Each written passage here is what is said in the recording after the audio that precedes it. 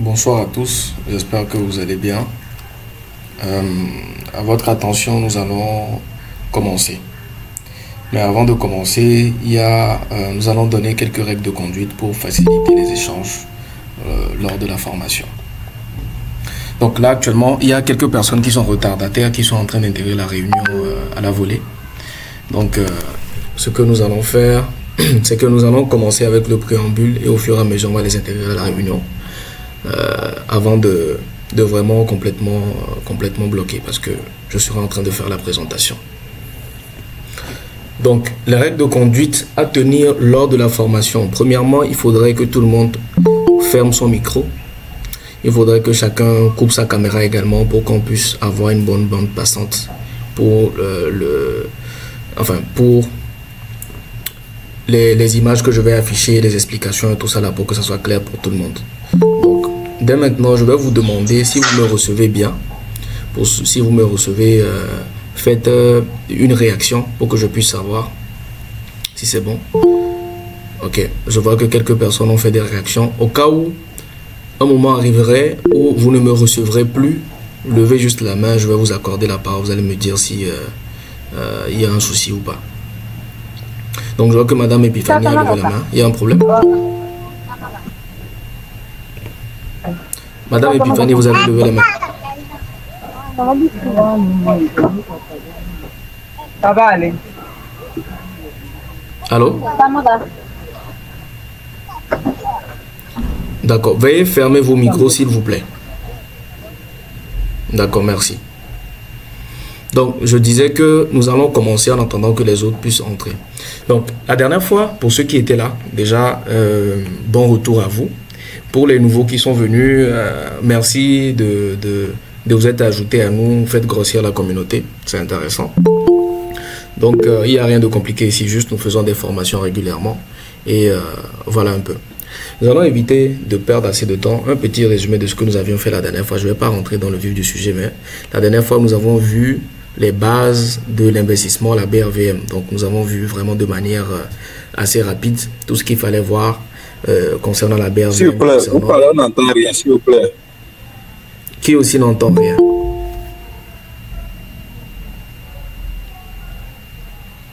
Alors, est-ce que d'autres personnes aussi n'entendent pas ce que je dis? On t'entend, on t'entend. Oui, le volume est très faible aussi. Le volume est faible. Ok. Pourtant, de mon côté, ça va. Bon, je sais pas trop, je vais essayer de voir. Oui, à mon côté aussi, j'entends très bien, sans problème. D'accord. Ok. Bon, je vais essayer de me rapprocher un peu plus du micro pour que ça soit un peu plus audible pour ceux qui n'entendent pas. Bien. Donc, je poursuis. La dernière fois, on avait vu juste les bases. Tout va bien, nous attendons bien. D'accord. Actuellement, on va continuer sur notre lancée. J'espère que la plupart ont pu revoir la rediffusion de la formation de la dernière fois. Aujourd'hui, nous allons voir quelles sont les erreurs que les débutants font habituellement quand ils essaient d'investir à la bourse. Quand vous ouvrez vos comptes, quelles sont les erreurs qu'on fait, même avant d'ouvrir le compte. Quelles sont les bonnes conduites à tenir, qu'est-ce qu'il ne faut jamais faire pour éviter de perdre votre argent vraiment de manière, pour ne pas dire de manière stupide. Voilà donc ce que nous allons voir tout au long de la formation d'aujourd'hui. Donc, ça va se structurer de la manière suivante. Je vais vous faire une présentation des 5 points que vous devez forcément revoir avant d'investir à la bourse. Ensuite, je vais faire intervenir mon collègue Lucien. Pour ceux qui étaient là la dernière fois, il avait intervenu. C'est mon associé. Donc, il va revenir aussi sur certains points assez rapidement. Ensuite, maintenant, je vais faire un mot de clôture pour vous présenter une petite surprise que j'avais déjà annoncée dans le groupe. Et après, maintenant, on va recevoir vos questions. Donc, si au cours de la présentation, vous avez des questions particulières, essayez de les noter quelque part. Donc, quand vous aurez la parole, vous posez vos questions rapidement. On va y répondre et se libérer assez vite. Donc, on est dimanche pour que chacun puisse retourner vaquer à ses occupations. Cela étant dit, nous allons commencer s'il n'y a pas d'objection.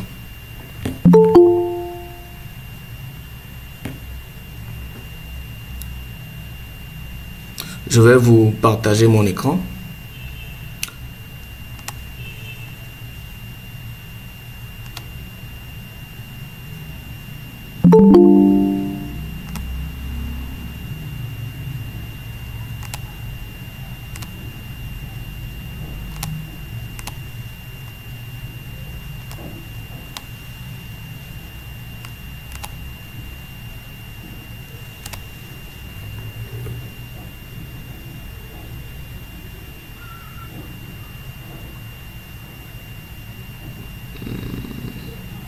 Ok, c'est bon. Bon, donc comme je le disais, la formation d'aujourd'hui concerne des erreurs à éviter en bourse. Donc, nous allons voir tout d'abord les objectifs de la formation, pourquoi est-ce que nous sommes là. Dans un premier temps, nous allons pouvoir identifier les principales erreurs que les débutants font habituellement quand ils essaient d'investir à la bourse. Dans un second temps, nous allons voir comment développer une approche disciplinée et stratégique concernant votre introduction en bourse et vos analyses, vos investissements que vous allez effectuer, les actions que vous allez acheter. Nous allons voir sur chaque point comment est-ce que vous auriez pu le faire pour ne pas tomber dans les mêmes erreurs que les débutants font. Troisième point, nous allons voir la maîtrise de la gestion des risques. Bon, nous allons voir un peu comment contourner le fait que la bourse est un marché qui est vraiment volatile. Donc, comment aller de manière un peu sécurisée, d'accord, pour éviter de perdre tout son argent du jour au lendemain. Comment procéder, quelles sont les bonnes habitudes à adopter. En quatrième point, nous allons voir comment éviter les pièges classiques liés à l'information. Vous savez, pour investir, il faut avoir accès à l'information et la bonne information. Donc, la dernière fois, nous avons parlé de se former et de s'informer. Donc, si on finit de se former, où est-ce qu'on pourrait s'informer? Donc, comment éviter de tomber dans les pièges de il y a telle rumeur, il y a telle personne qui a dit, il y a tel coach qui dit ceci, etc. Donc, nous allons voir un peu comment détecter les fausses alertes. Et pour finir, nous allons voir comment mettre en pratique les conseils de manière concrète pour bien débuter. Sans plus tarder, nous allons passer à la première erreur qui vraiment détruit la vie ou bien détruit l'investissement de la plupart des investisseurs qui se lancent à la bourse. Nous allons parler du fait de ne pas avoir d'épargne avant de commencer par investir. Bon, vous allez me dire qu'aujourd'hui, on n'est pas là pour faire... Le son, on n'entend rien. Vous n'entendez rien? Un instant.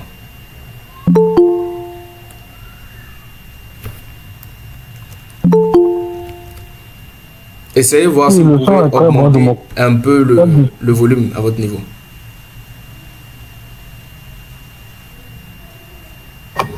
Le volume est bon. Moi, j'entends très bien. Le volume est bon. Ok. J'entends aussi. C'est à son niveau.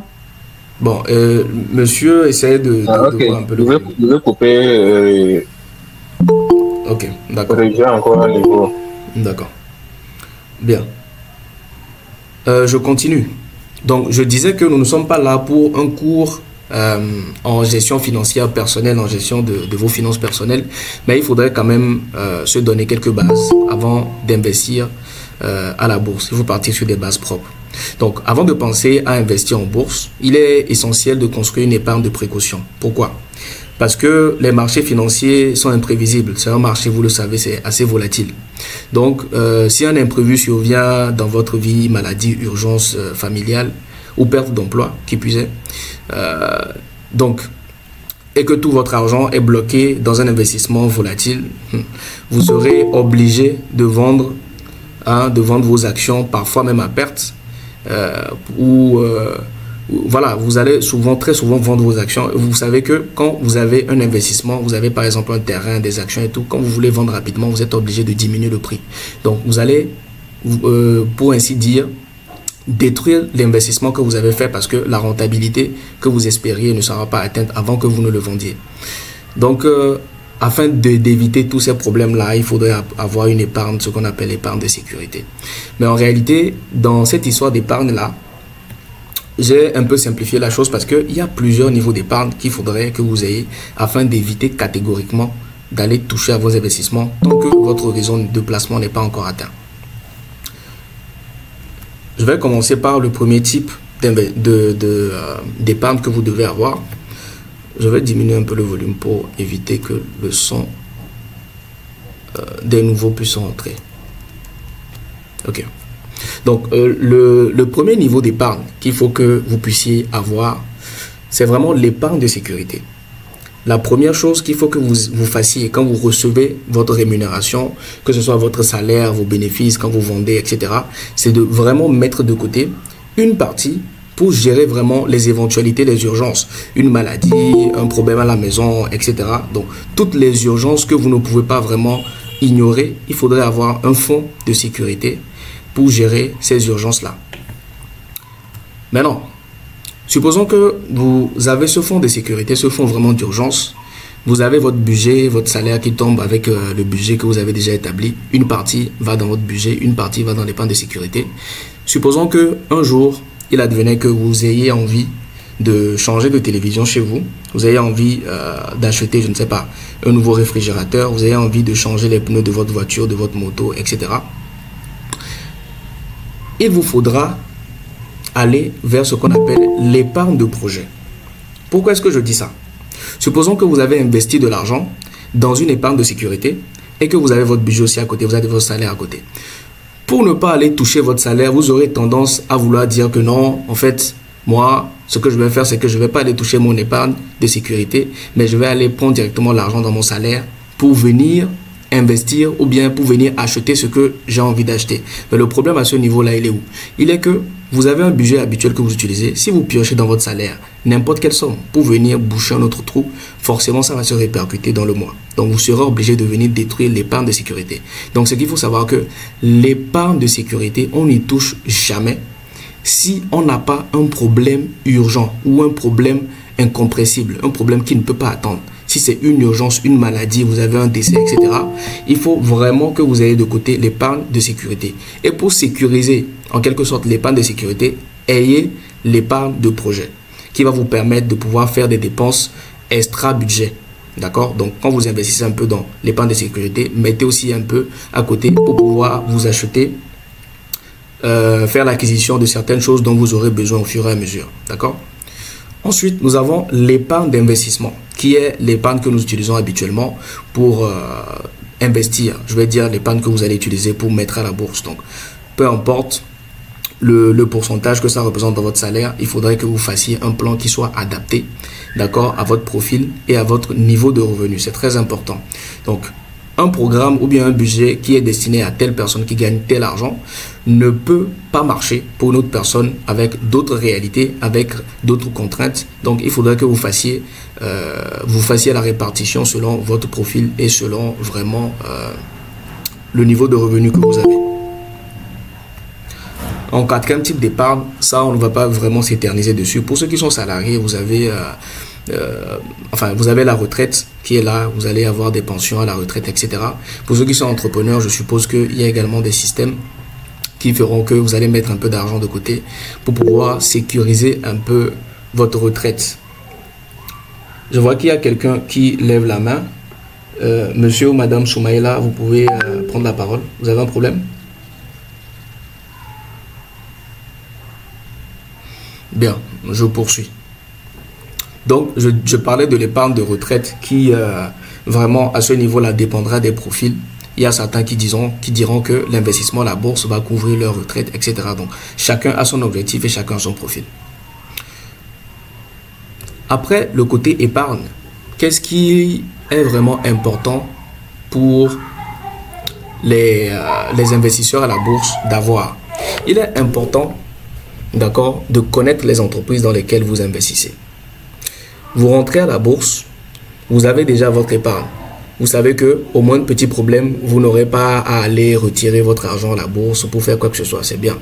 Maintenant, c'est le moment de sélectionner les actions dans lesquelles vous allez investir.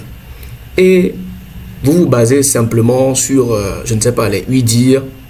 Et vous allez mettre de l'argent sur l'entreprise parce que l'entreprise a un joli nom. On dit par exemple Ecobank Transnational. Vous vous dites que c'est quelque chose qui doit être très intéressant.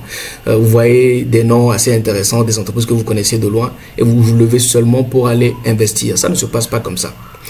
Prenez l'exemple d'un business du quartier dans lequel vous voulez investir. Peut-être qu'un monsieur vend de l'alimentation générale dans votre quartier. C'est un monsieur qui est, vous le connaissez, très batailleur, qui se débrouille bien, qui veut ouvrir d'autres boutiques, qui veut s'étendre un peu et il vient vous demander de l'aide, il vous demande j'ai besoin d'1 million pour aller ouvrir une autre boutique, etc. Avant d'investir chez ce monsieur ou bien de lui donner cet argent, qu'est-ce que vous allez faire? Vous allez faire des recherches sur le business qu'il a actuellement, sur la rentabilité qui peut se faire. Combien est-ce que ce monsieur gagne par jour? Combien est-ce qu'il gagne par mois? Est-ce qu'il gère bien son argent? Est-ce que son niveau de vie ne dépasse pas les revenus qu'il a, etc., etc. Vous allez faire non seulement beaucoup de recherches sur la personne en question, mais vous allez faire également des recherches sur l'entreprise de la personne, sur le business de la personne avant d'investir. Donc, ce niveau de sérieux que vous mettrez dans l'étude de l'entreprise qui vous demande un investissement, il faudrait que vous mettiez également ce même niveau de sérieux pour des entreprises que vous voyez à la BRVM. Ce n'est pas parce qu'une entreprise est cotée à la BRVM que forcément tout va bien au sein de cette entreprise. D'accord? L'entreprise est là pour lever des fonds. Donc, il faudrait étudier certains points. Dans un premier temps, après avoir connu le nom de l'entreprise, il faudrait connaître quelle est la date de création de l'entreprise. À quelle date est-ce que l'entreprise a été intégrée à la BRVM? D'accord? Est-ce qu'elle a été cotée à la bourse? Vous devez également étudier quels sont les secteurs d'activité de l'entreprise. Si c'est une entreprise, par exemple, qui vend des réfrigérateurs, est-ce que l'entreprise ne vend que des réfrigérateurs? Vous voyez un peu. Est-ce que l'entreprise ne fait pas aussi dans l'événementiel? Est-ce que l'entreprise ne fait pas dans le grand froid, c'est-à-dire les tentes climatisées qu'on voit là, etc. Donc, quand vous voyez une entreprise, il est très important que vous connaissiez exactement ce que l'entreprise fait pour générer des revenus. Absolument tous les postes, tout ce que l'entreprise fait, vous devez l'étudier et savoir que cette entreprise fait tel. C'est la base. Ce que nous sommes en train de faire, on appelle ça généralement dresser le portrait de l'entreprise. Chez nous, nous appelons ça dresser le portrait. D'autres personnes lui donnent un autre nom, mais nous, on dit dresser le portrait de l'entreprise. Ça, oui, après cela, vous devez étudier également les produits et services. Vous étudiez le secteur d'activité, vous étudiez les produits et services de l'entreprise. Je viens d'en parler tout à l'heure. Vous allez étudier ensuite le marché de cette entreprise-là. Le marché, c'est quoi? C'est tout ce à qui ce produit et services sont destinés. Vous voyez un peu? Est-ce que le marché de l'entreprise se trouve uniquement dans le pays où l'entreprise est implantée? Est-ce que le marché de cette entreprise-là se trouve à l'international? Est-ce que cette entreprise a un marché qui va vers, je ne sais pas, le Bénin, le Burkina, le Mali? Donc, il faudrait savoir tout le territoire que couvre l'entreprise, tout le marché. Donc, avec cela, vous saurez que si aujourd'hui il y a un problème au Burkina, il y a un problème dans tel truc, on a fermé les ports, etc. Enfin, pas fermé les ports, mais fermer les frontières, pardon. Vous devez savoir que ça aura forcément un impact sur le business de l'entreprise dans laquelle vous avez déjà investi. Donc, il faudrait avoir une vision 360 du marché de l'entreprise elle-même. Ensuite, vous devez avoir, et ça c'est très important, une vision sur les résultats que l'entreprise a obtenus les dernières années. Écoutez, ça c'est le point vraiment, disons le point le plus important. Ça c'est vraiment le point le plus important. Il faudrait que vous sachiez sur les dernières années quel a été le bénéfice qu'a engrangé l'entreprise au total. Quel a été le chiffre d'affaires que l'entreprise a effectué. Pour vous imaginer tout cela, l'importance de cela et comment est-ce que ça se fait. Vous verrez là à l'écran un graphique qui s'affiche. Donc, ce graphe, vous allez remarquer, pour ceux qui se rappellent des années sur les bancs, c'est un diagramme en bâtonnet. Si ça s'appelle comme ça, mais je pense. Donc, ça, c'est un diagramme et vous pouvez voir que ça représente l'évolution du chiffre d'affaires d'une entreprise X sur une période de 10 ans. Donc, je vais m'abstenir de nommer l'entreprise dans un premier temps. Vous saurez par la suite de quelle entreprise il s'agit. Donc, vous voyez que à gauche, il y a les montants. Ce sont des montants en termes de francs CFA. Donc, ce sont les montants des chiffres d'affaires qui sont listés à gauche. Tout en bas, il y a les années. Nous partons de 2018 jusqu'à 2019. D'accord? Une période de 10 ans. Et ce qui frappe directement à l'œil quand on voit ce graphique-là, c'est qu'il est divisé en deux parties. Il y a une partie qu'on a coloriée un peu en rouge et une autre partie qui est colorée en vert. Dans la partie colorée en rouge, c'est de 2008 à 2011. Donc, de 2008 à 2011, nous voyons que l'entreprise, dont nous n'avons pas encore donné le nom ici, a connu une période baissière. C'est-à-dire que le chiffre d'affaires de l'entreprise d'année en année a baissé progressivement. Donc, raison pour laquelle on a mis une couleur rouge à ce niveau, parce que une entreprise dont le chiffre d'affaires baisse d'année en année, ce n'est pas vraiment un bon indicateur pour nous qui sommes investisseurs. Ça, ce n'est pas très bon à voir. D'accord? Maintenant, la deuxième partie qui vient contraster avec la première partie, de 2012 à 2019, nous voyons que cette partie est plutôt colorée en vert et c'est coloré en vert pour représenter une progression. Nous voyons que le chiffre d'affaires de 2012 à 2019 a progressé significativement, d'accord? Nous ne sommes plus dans une période baissière, nous sommes dans une période de hausse. L'entreprise a fait d'année en année, 2012, 2013, 2015, beaucoup plus de bénéfices, un peu plus de bénéfices que l'année précédente et progressivement, l'entreprise est sur une pente montante, d'accord? On pourrait se dire là que non, ici on est face à une bonne entreprise, l'entreprise a eu des difficultés, mais elle a réussi à se relever, donc on peut facilement investir là-dessus. Il faudrait étudier également d'autres paramètres, d'accord, avant de se dire que je connais cette entreprise comme le fond de ma poche et je suis sûr que l'entreprise va m'apporter des bénéfices. Vous voyez affiché à l'écran juste à droite un deuxième graphique, d'accord, qui représente l'évolution des résultats de l'entreprise sur une période de 10 ans. C'est toujours depuis 2018 à 2019. Nous avons en bleu ce qu'on appelle les résultats d'exploitation. J'explique un peu. Le résultat d'exploitation, c'est le résultat ou bien les bénéfices qu'a engrangé l'entreprise sur son cœur de métier. C'est-à-dire que l'entreprise fait dans le transport, la logistique, l'entreprise a fait de l'argent dans le transport et dans la logistique. Hormis les autres sources de revenus financiers, peut-être l'entreprise a loué ses locaux, etc. Il n'y a pas ça dans revenu d'exploitation. D'accord? Donc, revenu d'exploitation, c'est vraiment le bénéfice que l'entreprise a fait dans son cœur de métier. Ensuite, nous avons le revenu net. D'accord? Après déduction des charges, etc. Qu'est-ce qui reste en entreprise quand on fait le bilan total? Tout ça sont des indicateurs que nous retrouvons au niveau de chaque entreprise quand nous les étudions. Donc, voilà une deuxième courbe.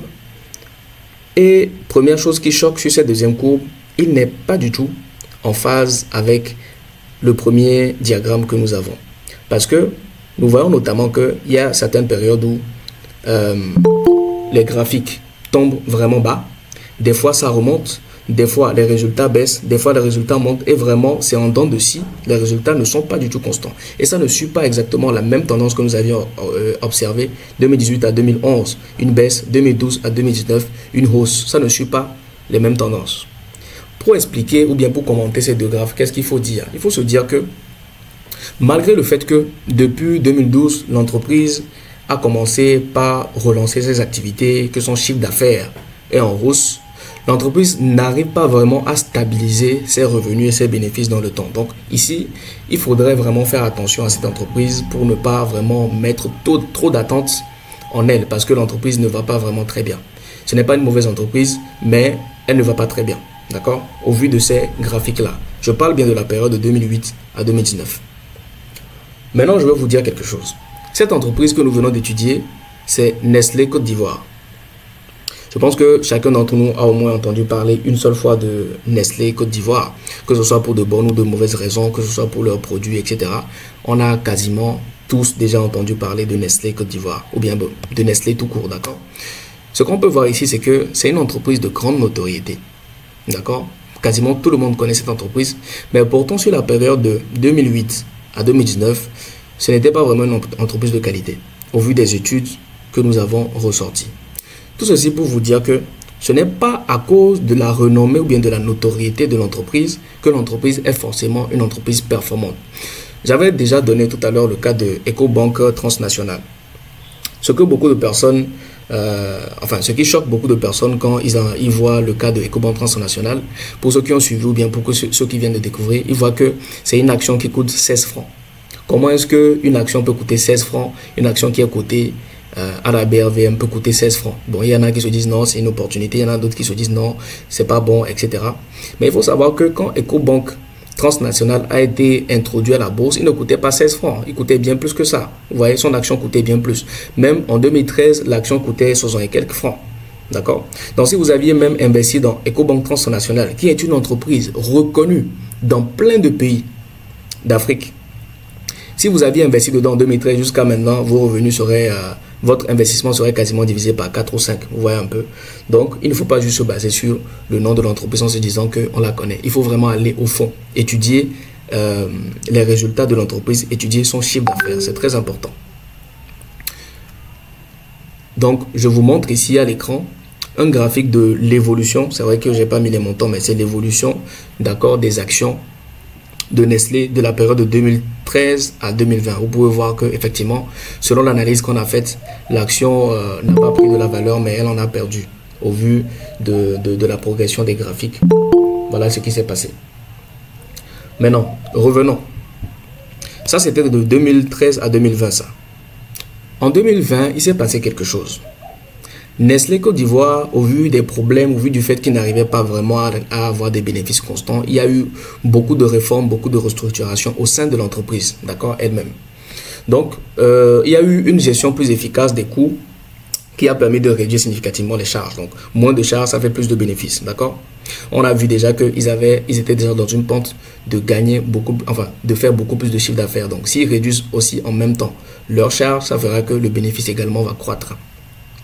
Donc, ce qui a contribué à la rentabilité de l'entreprise. Et aussi, en 2020, il y a eu un événement. Nestlé CI a reversé des dividendes à ses actionnaires, chose que Nestlé CI n'avait plus fait depuis 2016. Donc, toute cette atmosphère de réforme, l'entreprise a revu vraiment ses charges à la baisse, et les bénéfices sont devenus un peu plus croissants, les dividendes sont reversés. Ça a motivé en fait les investisseurs à venir se ruer sur l'action de Nestlé Côte d'Ivoire. Donc, c'est pour cela qu'on vous dit se former et s'informer. Donc, malgré le fait qu'on a étudié Nestlé Côte d'Ivoire, on a vu que ce n'était pas trop bon. Il fallait quand même continuer à s'informer sur l'actualité de l'entreprise. Donc, qu'est-ce qui s'est passé de 2020 à aujourd'hui? Je vais vous présenter une deuxième courbe. Celle-ci représente de 2013 à 2025 l'évolution de l'action de Nestlé. Tout de suite, ce que vous pouvez voir, c'est que de 2013 à 2020, l'action a chuté, c'était même moins de 1000 francs, 500 et quelques, etc. Mais à partir de 2020, au vu des nouvelles réformes, au vu des dividendes qui ont été reversés, au vu de l'engouement qui s'est réveillé autour de l'action de Nestlé Côte d'Ivoire, vous allez voir que je vais mettre un petit pointeur. Non, un instant. Bon, le pointeur n'est pas là. Ah, bon, il est là. Bon, vous allez voir que de 2020 jusqu'à 2025, l'action de Nestlé, en fait, a pris beaucoup de valeur. L'action de Nestlé a pris beaucoup de valeur et est passée de moins de 1000 francs à plus de 9000 et quelques francs. D'accord? Aujourd'hui. Si vous aviez investi, au vu des annonces que Nestlé avait fait en 2020, vous aviez investi juste un montant de 100 000 francs. Je vous fais une petite illustration. Ça, c'est une capture que j'ai prise depuis l'application d'Aba. Ils ont un outil qui permet de faire une simulation. Bon, ce n'est pas ça le sujet du jour. Si vous aviez investi ne serait que 100 000 francs en 2020 sur l'action de Nestlé Côte d'Ivoire, aujourd'hui, vos 100 000 francs se seraient transformés en 4 700 000. En fait, c'est une rentabilité qui est exceptionnelle. Je ne vous montre pas ça pour que vous pensiez que sur chaque action que vous allez acheter, il y aura telle rentabilité. Non, mais ça, c'est vraiment un cas exceptionnel de quelque chose qui s'est produit. Et seuls ceux qui étaient à l'affût de l'information, on peut profiter de cette hausse de l'action-là et faire cette plus-value qui est vraiment énorme, comme je le redis, exceptionnelle. Donc, voilà un peu. Il faut connaître les entreprises en profondeur avant d'investir en elles, pour ne pas être sujet à de mauvaises surprises. Si vous ne connaissiez pas l'entreprise, en 2020, peut-être vous aviez investi beaucoup plus tôt, mais vous aurez revendu l'action parce que, bon, vous vous disiez que ça ne serait pas rentable, etc. Mais si vous avez fait une analyse sur le long terme, vous aurez gardé et obtenu une certaine rentabilité. Mais nous allons revenir à ce sujet de garder l'action pendant longtemps. Nous allons y revenir un peu plus tard dans un autre point. La troisième erreur, rapidement, que généralement les nouveaux investisseurs commettent, c'est l'erreur de penser qu'ils sont là pour s'enrichir rapidement. S'il y a des gens ici qui pensent qu'ils sont là pour s'enrichir en 2 mois, je vous prierai peut-être d'aller mettre votre argent ailleurs, d'aller faire du business ou bien d'aller faire autre chose. Mais ce n'est pas à la BRVM que vous allez vous enrichir en 2 mois. À moins que vous fassiez du trading. Ce qui n'est pas le sujet ici. D'accord? Le trading rapide, ce n'est pas encore le sujet ici. On va faire peut-être d'autres vidéos pour ça. Donc, on vient principalement à la BRVM pour investir sur la durée. Ce n'est pas une course de vitesse, c'est un marathon. D'accord? Si vous venez investir, nous on conseille généralement aux nouveaux ou bien aux personnes que nous prenons en accompagnement d'investir sur une période d'au moins 4 à 5 ans minimum pour pouvoir avoir des résultats assez significatifs. Si vous venez, vous investissez pour vous ressortir en 6 mois, ou bien j'ai vu certains faire quelque chose, ils achètent l'action et ils savent que l'action, l'entreprise reverse des dividendes, ils achètent l'action. Quand ils reçoivent les dividendes, ils revendent, ils font autre chose. C'est vrai, c'est une stratégie que vous pouvez adopter. Mais n'oublions pas les frais de plateforme, etc., tous les coûts que vous devez supporter. Donc, moi, je préconiserais, si vous venez, vous investissez sur une période moyenne, longue durée, pour pouvoir profiter vraiment des bénéfices de la plus-value que vous allez obtenir sur votre action. C'est vraiment très important. Je ne vais pas trop tarder sur ce point. Je passe directement au 4e point qui est investir tout son argent d'un seul coup. Ici, là, c'est une erreur que tout le monde fait. Je ne vais pas dire certains investisseurs, quasiment tout le monde fait ça. Je viens à la BRVM, je crée mon compte titre, j'ai 2 millions. Vu que j'ai 2 millions, on m'a dit d'investir sur la durée. On m'a dit de ne pas retirer mon argent rapidement. Je sais que ces 2 millions-là, j'ai de bonnes finances, je ne vais pas venir les retirer, je ne vais pas venir y toucher rapidement et tout. Donc, je veux acheter les actions une fois pour de bon et puis les oublier. C'est une idée qui est bien, c'est noble, c'est génial. Mais il y a une règle en bourse en général et aussi à la BRVM, donc, mais je vais parler dans bourse en général, qui dit de ne pas mettre tous ses œufs dans le même panier. C'est-à-dire que vous ne devez pas investir tout votre argent le même jour. Je vais revenir sur cette notion-là après celle-ci. Mais surtout, vous ne devez pas investir sur la même action avec tout votre argent. Ça, c'est une notion qui est vraiment punitive si vous ne la maîtrisez pas, parce que vous allez risquer de perdre tout votre portefeuille et vous allez vendre l'action à vraiment un prix très bas. Pour vous expliquer pour quelles raisons est-ce qu'il faut forcément diversifier son portefeuille, je vais vous montrer une image qui est issue du bulletin de la Côte. Donc le bulletin de la Côte, pour ceux qui étaient là dans la formation précédente, on avait dit que c'est un document que la BRVM produisait en fin de chaque journée pour montrer les mouvements au niveau des actions et des obligations tout au long de la journée. Donc quand il y a une journée d'ouverture, donc la BRVM à la fin de la journée produit ce qu'on appelle le bulletin de la Côte. D'accord? Il y a plein d'informations à l'intérieur. Bien, ici nous sommes en face d'un extrait. Excusez-moi, mais je n'arrive pas à voir l'image. Ah, ok, ça fait maintenant. Merci. C'est bon? C'est bon, c'est bon maintenant? Oui, c'est bon, je vois maintenant. D'accord. Donc, oui, je vois, merci. D'accord. Donc, cet extrait du bulletin de la Côte nous présente la partie où nous avons le BRVM Prestige.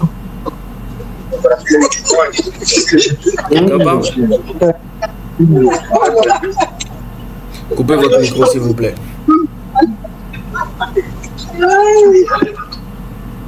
Oui, ok. Je disais que nous sommes en présence du compartiment BRVM Prestige. Et je rappelle que BRVM Prestige, c'est les 10 entreprises les plus performantes que la BRVM a su nous lister. Donc, c'est une petite aide que la BRVM nous fait pour nous montrer, voilà, telles entreprises sont assez performantes dernièrement. D'accord? Bien. Nous y retrouvons des entreprises telles que Nestlé Côte d'Ivoire, dont nous venons de parler, qui est une très bonne entreprise actuellement, Palm-C, etc. Donc, voilà, ce sont des entreprises qui sont répertoriées. La case qui va nous intéresser dans ce compartiment de BRVM Prestige, c'est la variation de l'année précédente. Celle-ci, cette colonne-là, qui est surlignée en jaune. Cette colonne, qu'est-ce que ça veut dire? Ça veut dire tout simplement que l'action de Nestlé Côte d'Ivoire a connu une progression de 24,18% par rapport à son prix qu'il avait en décembre, au 31 décembre plutôt, 2024. D'accord? C'est juste le pourcentage d'évolution de 31 décembre 2024 à aujourd'hui. Donc, il y a eu une progression de 24%. Là, l'explication est claire, c'est compréhensible. Ici, au niveau de Orange Côte d'Ivoire, nous voyons que le chiffre est négatif et est mentionné en rouge. Donc, il y a une régression. S'il vous plaît, dis-moi pas l'image, s'il vous plaît. L'image ne se fait pas voir. Qui d'autre ne voit pas? C'est bon, maintenant c'est bon, c'est bon. Ok. Je poursuis. Donc, vous voyez une régression de moins 17% de l'action par rapport à son prix au 31 décembre 2024. Donc, vous voyez un peu. Bien. Maintenant, ça, c'est pour l'explication des valeurs qui sont listées.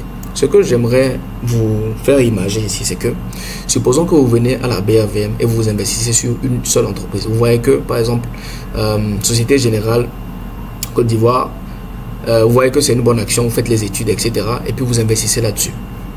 Vous avez investi l'année dernière. Cette année, vous avez une progression d'environ 5,29%. Ce qui est bien. C'est un bon taux de rentabilité.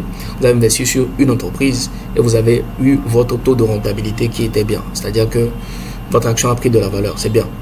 Maintenant, revenons. Supposons que vous aviez plutôt investi sur Orange Côte d'Ivoire. Je rappelle que toutes les entreprises qui sont cotées ici, qui sont listées ici, ce sont des entreprises que la BAVM a estimées très bonnes entreprises. D'accord? Imaginez que vous aviez vu ça, vous investissez seulement sur Orange Côte d'Ivoire parce que vous aviez étudié l'action, c'est bien, ça a un bon prix. Vous voyez que BAVM Prestige, même là, répertorié comme une bonne action. Vous voyez que beaucoup de personnes en parlent et puis vous venez, vous investissez dans Orange Côte d'Ivoire. Aujourd'hui, vous aurez perdu 14% de la valeur totale de votre portefeuille, vu que vous n'avez investi que sur une seule action.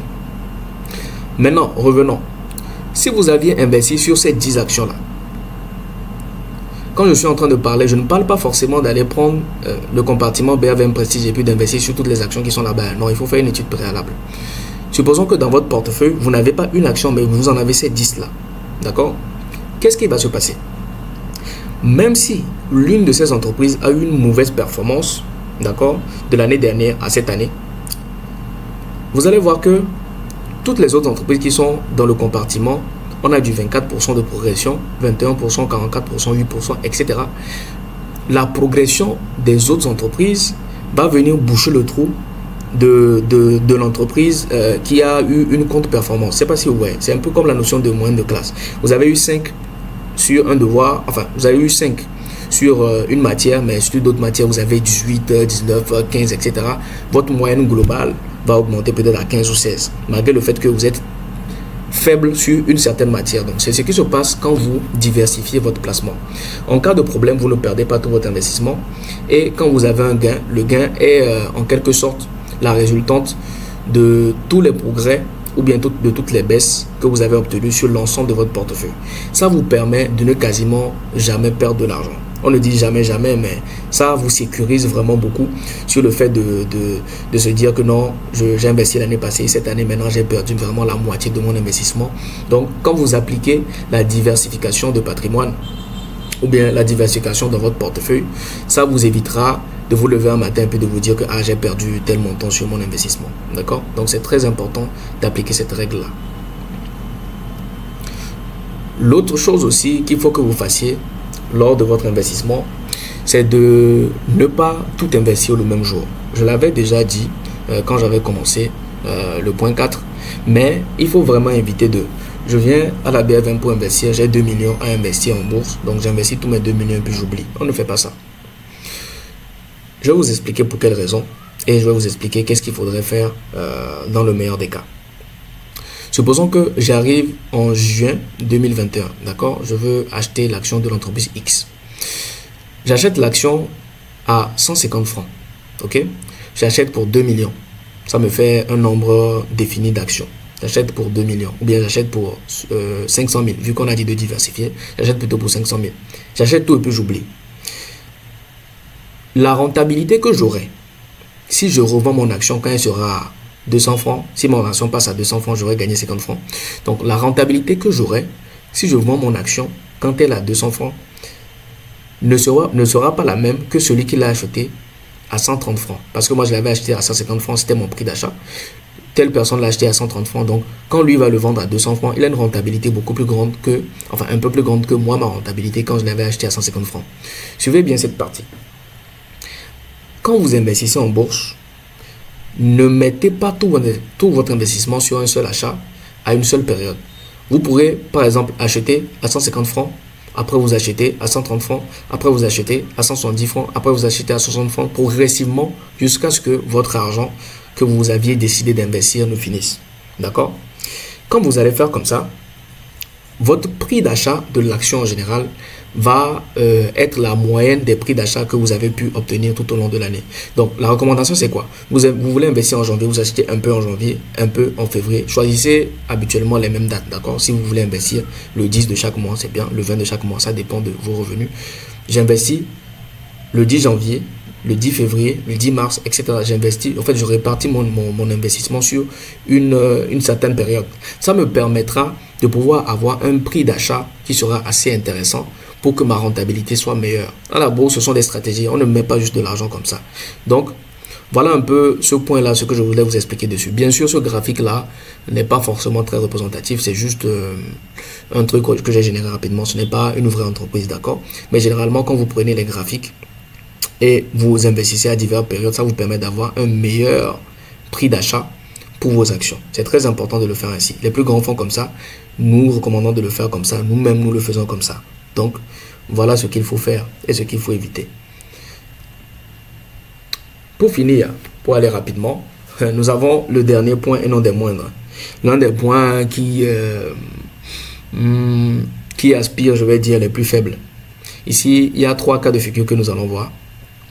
Donc, c'est se fier aux rumeurs dans les groupes WhatsApp ou dans les groupes d'initiés ou peu importe, groupe Facebook. Vous avez compris la notion. Ici, comme j'ai dit, il y a 3 cas. Dans le premier cas, il y a quelque chose qu'on appelle délit d'initié. Mais avant d'arriver au délit d'initié, j'aimerais d'abord vous dire que personne n'est responsable de votre argent. Ça, c'est très important. Quand vous allez à la BRVM, vous ouvrez votre compte, vous dites clairement à la personne qui vous ouvre votre compte que vous ne voulez pas une gestion sous mandat. Vous voulez une gestion libre. Vous allez vous-même acheter votre action, etc. C'est bien beau de dire ça. Mais sachez que quand vous allez perdre de l'argent, personne n'est responsable de la perte d'argent que vous avez eue. De la même manière que personne n'est responsable de vos placements, de vos gains d'argent, vous n'allez pas rendre compte à quelqu'un, de votre perte d'argent, vous n'allez pas rendre compte à quelqu'un. Ne laissez personne aussi venir vous imposer ou bien quelqu'un venir vous dire que tel investissement que tu as fait n'est pas bon, fais plutôt celui-ci, fais plutôt celui-ci. Analysez de vous-même. Il est préférable de faire de cette manière-là. Ça vous permettra, ou bien ça vous évitera d'avoir de l'amertume après un certain temps pour vous dire que c'est telle personne qui m'a poussé à investir, donc j'ai perdu mon argent, etc. etc. J'aimerais vous dire que même si ce sont vos coachs ou bien vos formateurs, même si c'est moi qui viens vous donner certaines informations, allez toujours vérifier cette information à la source. On dit souvent que pour connaître les vraies informations sur un téléphone, on ne va pas vers une presse ou bien on va vers d'autres tierces. On vérifie la fiche technique du téléphone. On veut connaître le fonctionnement d'une voiture. On vérifie la fiche technique, les caractéristiques de cette voiture-là sur la fiche technique que le constructeur a fourni avec la voiture. Donc, quand on vous donne une information, allez toujours vérifier l'information à la source. Il y a le site, le site SICA qui est là. Il y a le site de la BRVM. Il y a également les sites internet des entreprises elles-mêmes. Allez chercher les informations à la source avant d'investir. Parce que quand vous allez perdre de l'argent, absolument personne n'est responsable. Le deuxième point, c'est de vous méfier des soi-disant groupes de délits d'initiés. Ici, c'est un terme vraiment qu'il faut connaître pour le comprendre. Délit d'initié, qu'est-ce que c'est? Pour imaginer ça, je vais vous expliquer un peu en prenant un petit exemple. Supposons qu'il y a votre oncle qui est le PDG d'une grande boîte, d'accord, africaine, qui est cotée à la bourse. Donc, avec son statut de directeur général ou bien de président directeur général, il a accès à certaines informations, d'accord, concernant l'entreprise.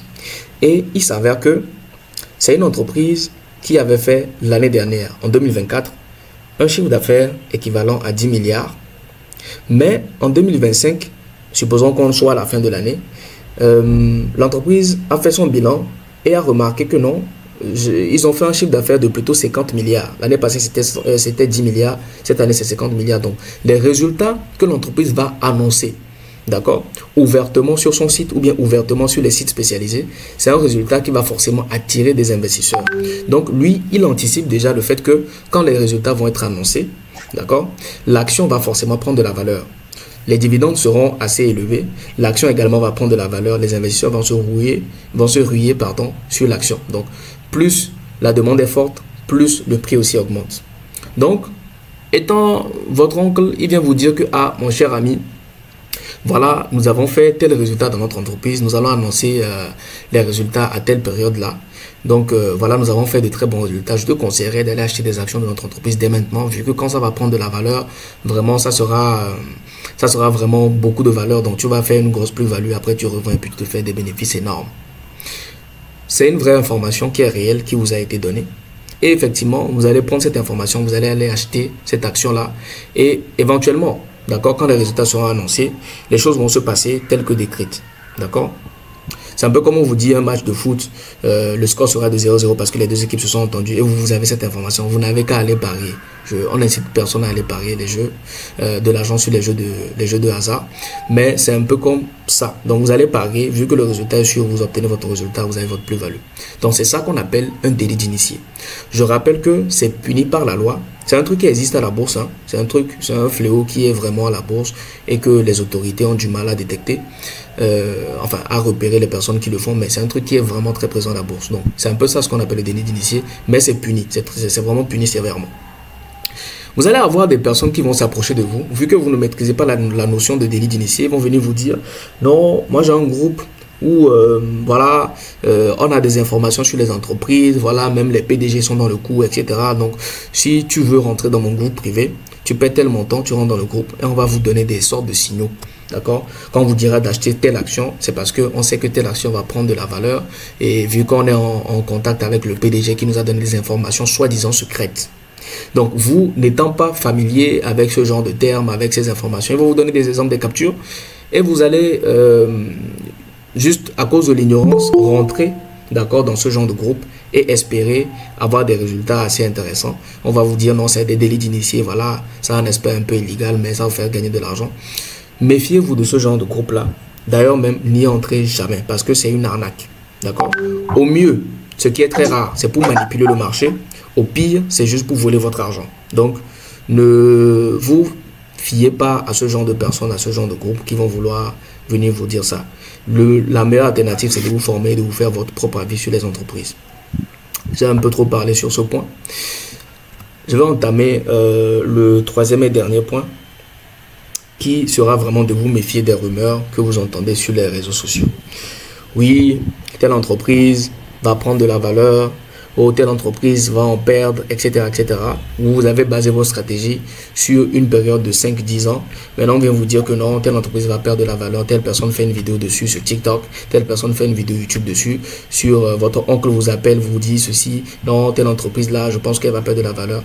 Et vous-même, selon votre analyse, vous ne retrouvez pas la même estimation. N'allez pas vendre vos actions ou bien n'allez pas en acheter juste à cause des rumeurs. C'est la pire erreur que vous pourrez faire. Il y a certaines rumeurs qui sont lancées dans le marché juste pour manipuler le marché, juste pour changer la psychologie des investisseurs. Ça se passe beaucoup à la bourse. D'accord? Donc, il faut vous-même vous asseoir, analyser le marché, étudier les perspectives, etc. pour savoir vraiment qu'est-ce qui va se passer, ou bien pour estimer qu'est-ce qui va se passer et vous en tenir à votre stratégie de base. C'est vraiment très important. Donc, c'était la troisième erreur. Enfin, c'était le troisième aspect concernant les rumeurs que je voulais aborder ici avec vous. Donc, voilà un peu. On a vu 5 points. On a vu 5 points qui constituent les erreurs que les débutants font habituellement. Donc, voilà. Ce que nous allons faire maintenant, c'est que je ne sais pas si mon collègue Lucien est connecté. Je vais lui laisser la parole. S'il a quelques points à rajouter, il va en parler rapidement et puis je vais revenir pour clôturer, faire une annonce et on va recevoir les questions que vous avez. J'espère que vous avez noté les questions au fur et à mesure.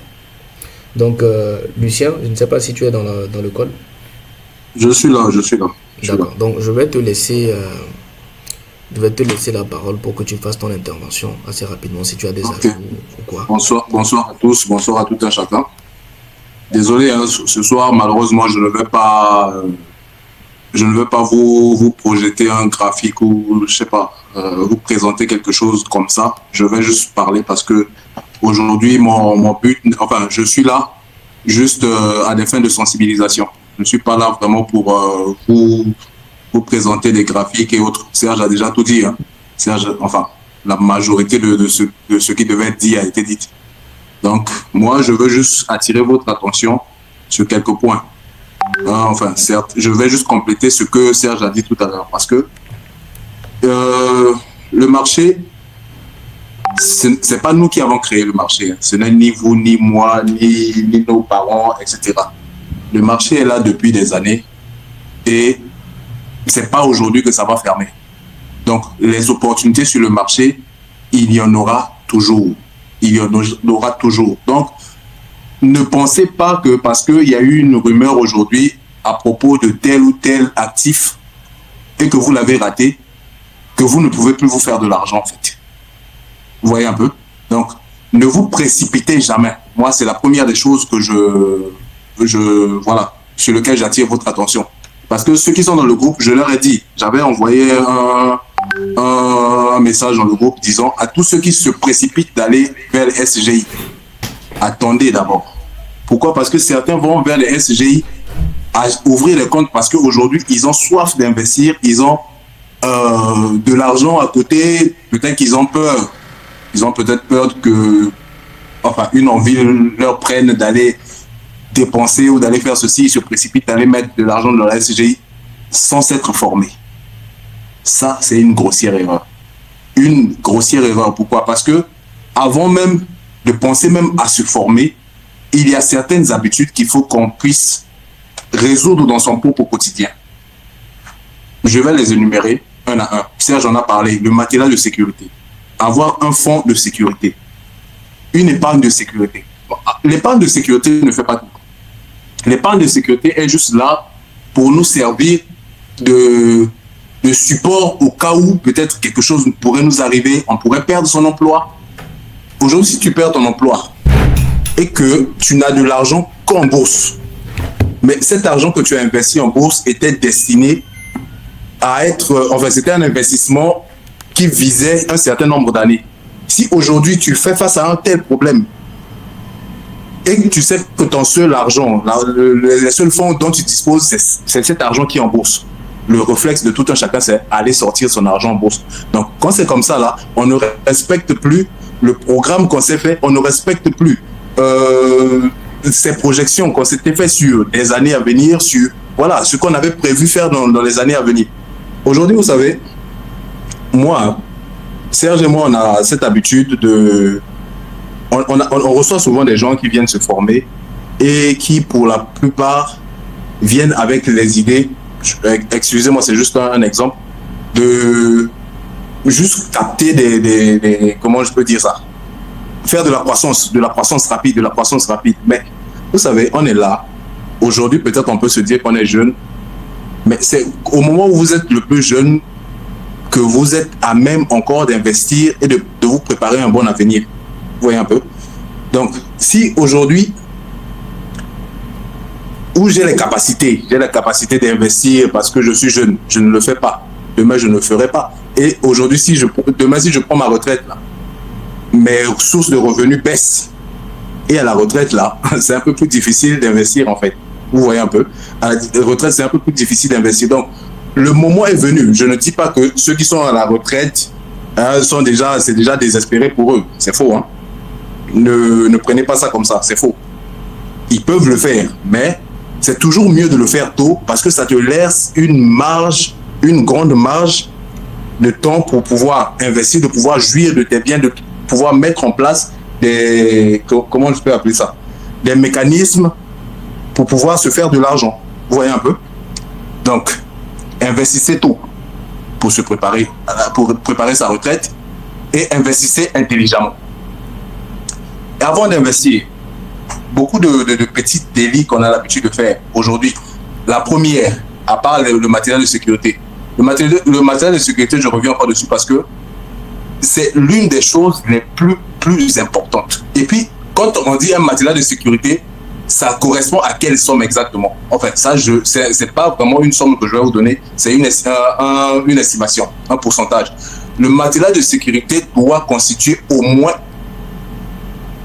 l'équivalent de 6 mois de votre salaire. Vous voyez un peu? 6 mois de votre salaire. Ce qui veut dire que si aujourd'hui il m'arrive quelque chose ou que je perds mon emploi, pendant les 6 mois, ma famille et moi on peut survivre. Il n'y a pas de problème. Cet argent est là. On n'aura pas à toucher à l'argent d'un tel. On n'aura pas à s'endetter. Cet argent nous permettra de survivre pendant les 6 mois à venir, le temps de se trouver quelque chose d'autre. Voilà ce qu'on appelle un bon matériel de sécurité. Le minimum, c'est l'équivalent de 6 mois de son salaire, 6 mois de son revenu. Enfin, je ne parle pas vraiment salaire, mais de son revenu. En fait. Du revenu que vous avez au quotidien, chaque mois, voilà, ce que vous dépensez chaque mois, équivalent de 6 mois. Vous voyez un peu? Maintenant, deuxième point, les dettes. Jamais, au grand jamais, personne n'a jamais vraiment réussi à faire quelque chose, à devenir... Ce que les gens vous racontent des fois, non, je vais aller déposer de l'argent et puis prendre un prêt à la... comment on l'appelle, à la microfinance. Je vais déposer ça et puis je prends 3 fois le montant que j'ai déposé et puis aller investir en bourse. En vrai, ça c'est une grossière erreur. On ne bâtit jamais son patrimoine, on ne bâtit jamais son avenir sur des dettes, sur l'argent de la dette. Ça vraiment c'est la pire des erreurs. Parce que Serge a parlé de délit d'initié là. Quand vous allez prendre de l'argent comme ça, il est hors de question, c'est rare de voir même que comment je peux appeler ça, les microfinances, les banques vous donnent de l'argent pour que vous alliez investir en bourse. C'est un risque. Ça veut dire que quand vous allez prendre cet argent-là, vous allez donner comme excuse, enfin, le but de cet argent, ce sera construire quelque chose, monter un commerce. Mais s'ils viennent se rendre compte, ils viennent vérifier que vous n'avez, enfin, vous vérifiez si vous avez vraiment, si ces fonds-là ont vraiment été destinés à ouvrir un commerce ou à acheter un terrain, enfin, l'excuse que vous leur avez donnée, si ça ne tient pas. Mais vous finissez avec une plainte sur le dos. Vous voyez un peu? Ça, c'est des choses à ne jamais faire. J'ai un frère qui a beaucoup d'argent, il va me prêter, je veux investir en bourse. Ne jamais faire ça. Vous savez, il y a un truc qu'on appelle des dettes morales. Les dettes morales, on dort très mal avec. Je peux être là, c'est mon frère, hein? On est de même père, même mon frère de sang. À partir du moment où je lui dois et que cette dette-là me pèse sur la conscience, je suis toujours mal à l'aise. Bon, il y a des gens qui n'ont pas de scrupules, qui sont là, hein, qui font ce qu'ils veulent. Moi, franchement, moi, ça me dérange. Donc, c'est l'une des choses que je n'aime pas trop encourager les gens à faire.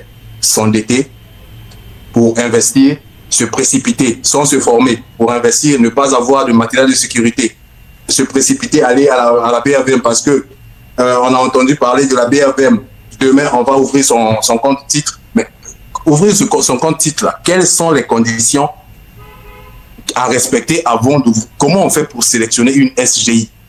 Comment on fait pour sélectionner une SGO? Et pourquoi sélectionner une SGI plutôt qu'une SGO?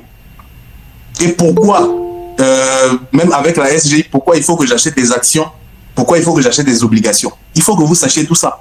Mais certains ne savent pas, parce qu'il y a une rumeur, il y a un truc qui est à la mode aujourd'hui, ça s'appelle la BRVM, ça s'appelle la bourse. Tous, on va se mettre dedans. Tous, nous allons... Moi, je ne veux pas louper. On a déjà loupé le Bitcoin.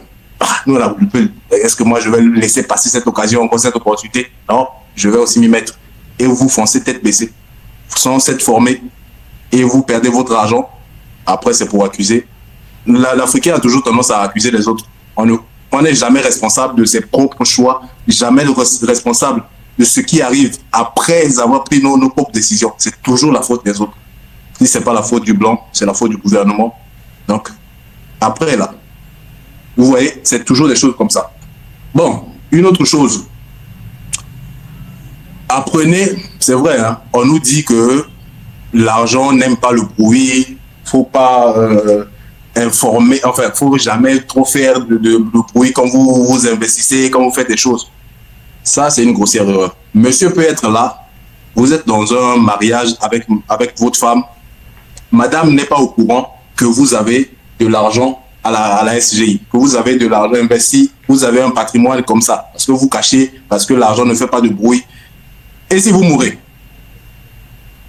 l'argent revient à qui? La SGI ne va jamais appeler votre femme tant que vous n'avez pas, au moment où vous remplissez les documents, là, vous n'avez pas signifié un bénéficiaire sur cet argent-là, et que vous n'avez pas informé votre femme, votre conjointe, quelqu'un de proche de vous, de l'existence de cet argent-là. Mais au bout d'un certain temps, cet argent revient à la SGI. Est-ce que c'est ce que vous voulez? Vous avez peut-être, ou vous projetez peut-être d'avoir des enfants. Est-ce que ça, c'est la bonne pratique? Ce sont les bonnes manières, les bonnes choses à faire? Non. Vous voyez un peu? Donc, moi, c'est sur ce genre de choses que je veux plutôt attirer votre attention. Serge a parlé tout à l'heure d'éviter de se lancer dans les rumeurs. Je l'ai dit tout à l'heure, hein. Aujourd'hui, la rumeur tue. La rumeur, là, ça tue. Et quand vous voyez les rumeurs, c'est souvent un tel a entendu quelque chose et lui aussi il ajoute sa sauce et vient vous diffuser sur les réseaux sociaux. Surtout ceux qui ont tendance à toujours tout écouter des réseaux sociaux. Un tel a entendu ça sur les réseaux sociaux, lui se précipite. Lui aussi, il veut faire l'intéressant, il publie aussi, il ajoute sa sauce. Mais toi, la dernière personne à recevoir cette information-là, après que cette information soit passée dans les mains de plusieurs personnes, dans les bouches de plusieurs personnes, ça arrive, ça devient une information fausse, déjà à la base, que déjà, la précédente formation, on avait dit qu'il fallait chercher l'information soi-même et chercher à lire. Nous avons remarqué que nous, on a souvent ces problèmes-là, on n'aime pas trop lire. Nous n'aimons pas trop lire parce qu'on trouve que c'est une perte de temps, c'est une chose de pénible, mais lire là, ça nous sauve. Hein. Lire, ça sauve. On sait, c'est vrai, hein, écouter les audios sur les vidéos, c'est très rapide, hein, très rapide, et puis ça nous permet de gagner du temps. Mais c'est dans gagner du temps là qu'on se perd. C'est dans gagner du temps là qu'on se perd. Donc faites les choses progressivement. Mettez certaines bonnes habitudes chez vous. Quand vous avez des dettes, et c'est avant de penser à investir, remboursez vos dettes. La première des choses à faire, remboursez vos dettes. La deuxième des choses à faire, allez vous former. Après s'être formé, constituez-vous un matelas de sécurité. Pendant que vous vous formez, même après vous êtes formé, essayez de toujours rester informé, de toujours chercher l'information, de toujours voir comment les choses se passent, de ne pas écouter et de prendre tout comme parole d'évangile. Cherchez à vous informer, à avoir la bonne information et à l'analyser selon votre profil. Selon votre profil. Parce que celui qui a fait l'information, celui qui a publié l'information peut être vraie, hein, mais lui, c'est par rapport à son humeur, c'est par rapport à ses émotions, par rapport à comment lui ressent le marché, que lui va faire ses investissements. Ce n'est pas votre cas. Donc, à vous, mes chers amis, pensez à chercher et analyser selon votre humeur. Voilà, une autre chose. Après avoir sélectionné sa SGI, la diversification.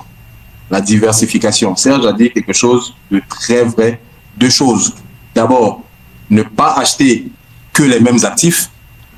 Et même si vous achetez certains actifs, les acheter sur plusieurs périodes différentes. Vous savez, il y a des actifs qu'on appelle les actifs cycliques. Cyclique, ça veut dire quoi? Il y a des actifs aujourd'hui, vous allez voir, tu avais investi 5 000 aujourd'hui. En fait, tu avais investi 5 000, je prends un cas par exemple, en 2020. En 2022, cet actif est monté jusqu'à 17 000. Et en 2023, l'actif est revenu à 5 000. En 2024, c'est remonté jusqu'à 7 000. En 2025, ça revient à 4 000. Vous voyez, c'est un cycle, c'est une sorte de sinusoïde là. On bouge, on monte, on descend. Même si aujourd'hui, après vous êtes formé, après vous êtes, comment je peux dire, après avoir découvert où trouver les informations, les bonnes informations, être devenu capable de faire de vos propres analyses, la diversification de son portefeuille, c'est pas seulement acheter des trucs, acheter des actions différentes, acheter des obligations, etc., des actifs différents. C'est aussi ne pas se contenter de son profil d'investisseur. Parce qu'aujourd'hui, certains se disent que j'ai un profil, comment je peux dire, audacieux, donc je suis capable de prendre des risques, ça ne me dérange pas. Je vous ai dit la dernière fois, l'argent, le capital, c'est la chose la plus importante que vous ayez en matière d'investissement. Quand vous perdez de l'argent, ça sera un peu difficile de revenir, remettre encore de l'argent à chaque fois, remettre encore de l'argent. Donc, il faut apprendre à être méticuleux avec son argent. Ce qui veut dire, aujourd'hui, ma diversification, qu'est-ce que je sous-entends aussi par là? Ça, c'est une chose que j'ajoute à la diversification. Je peux avoir mon profil audacieux. Je suis là pour ne faire que de la croissance, que du trading, mais j'ai un autre compte sur lequel je fais de la rente. J'ai un autre compte sur lequel je fais de la rente. J'ai un autre compte sur lequel j'achète que les actions, que les obligations, pardon. Parce que les obligations, au moins, j'ai une assurance qu'au bout de ces années-là, mon argent investi me sera retourné au complet. Enfin, si je ne vends pas mes obligations avant la date d'échéance, mon argent investi me sera remboursé au complet plus les intérêts sur ces obligations-là. Au moins, c'est aussi une sécurité pour moi. La diversification, c'est pas seulement acheter divers comment je peux appeler ça, divers actifs. C'est aussi savoir que j'ai un avenir à préparer. Aujourd'hui, j'ai peut-être 17 ans, j'ai 18 ans, mais demain, je songe à avoir des enfants. Demain, je songe à me marier. Demain, je ne veux pas toujours être là, dépendant de mes parents, toujours. Vous voyez un peu. Donc, ça, ce serait aussi une bonne chose d'avoir, de faire de la rente à côté. Oui, même si on capte aujourd'hui, à travers le trading, des plus-values, mais à côté, j'ai de la rente. Je sais que sur un certain horizon, je vais toujours avoir mon argent, en fait. J'aurai toujours mon argent qui travaille pour moi. J'aurai toujours de l'argent mis de côté. Et une dernière chose,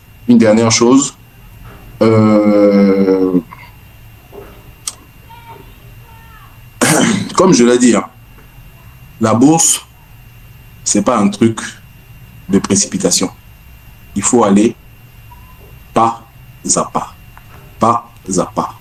Je n'ai pas à me précipiter, je n'ai rien à prouver à personne, c'est mon argent.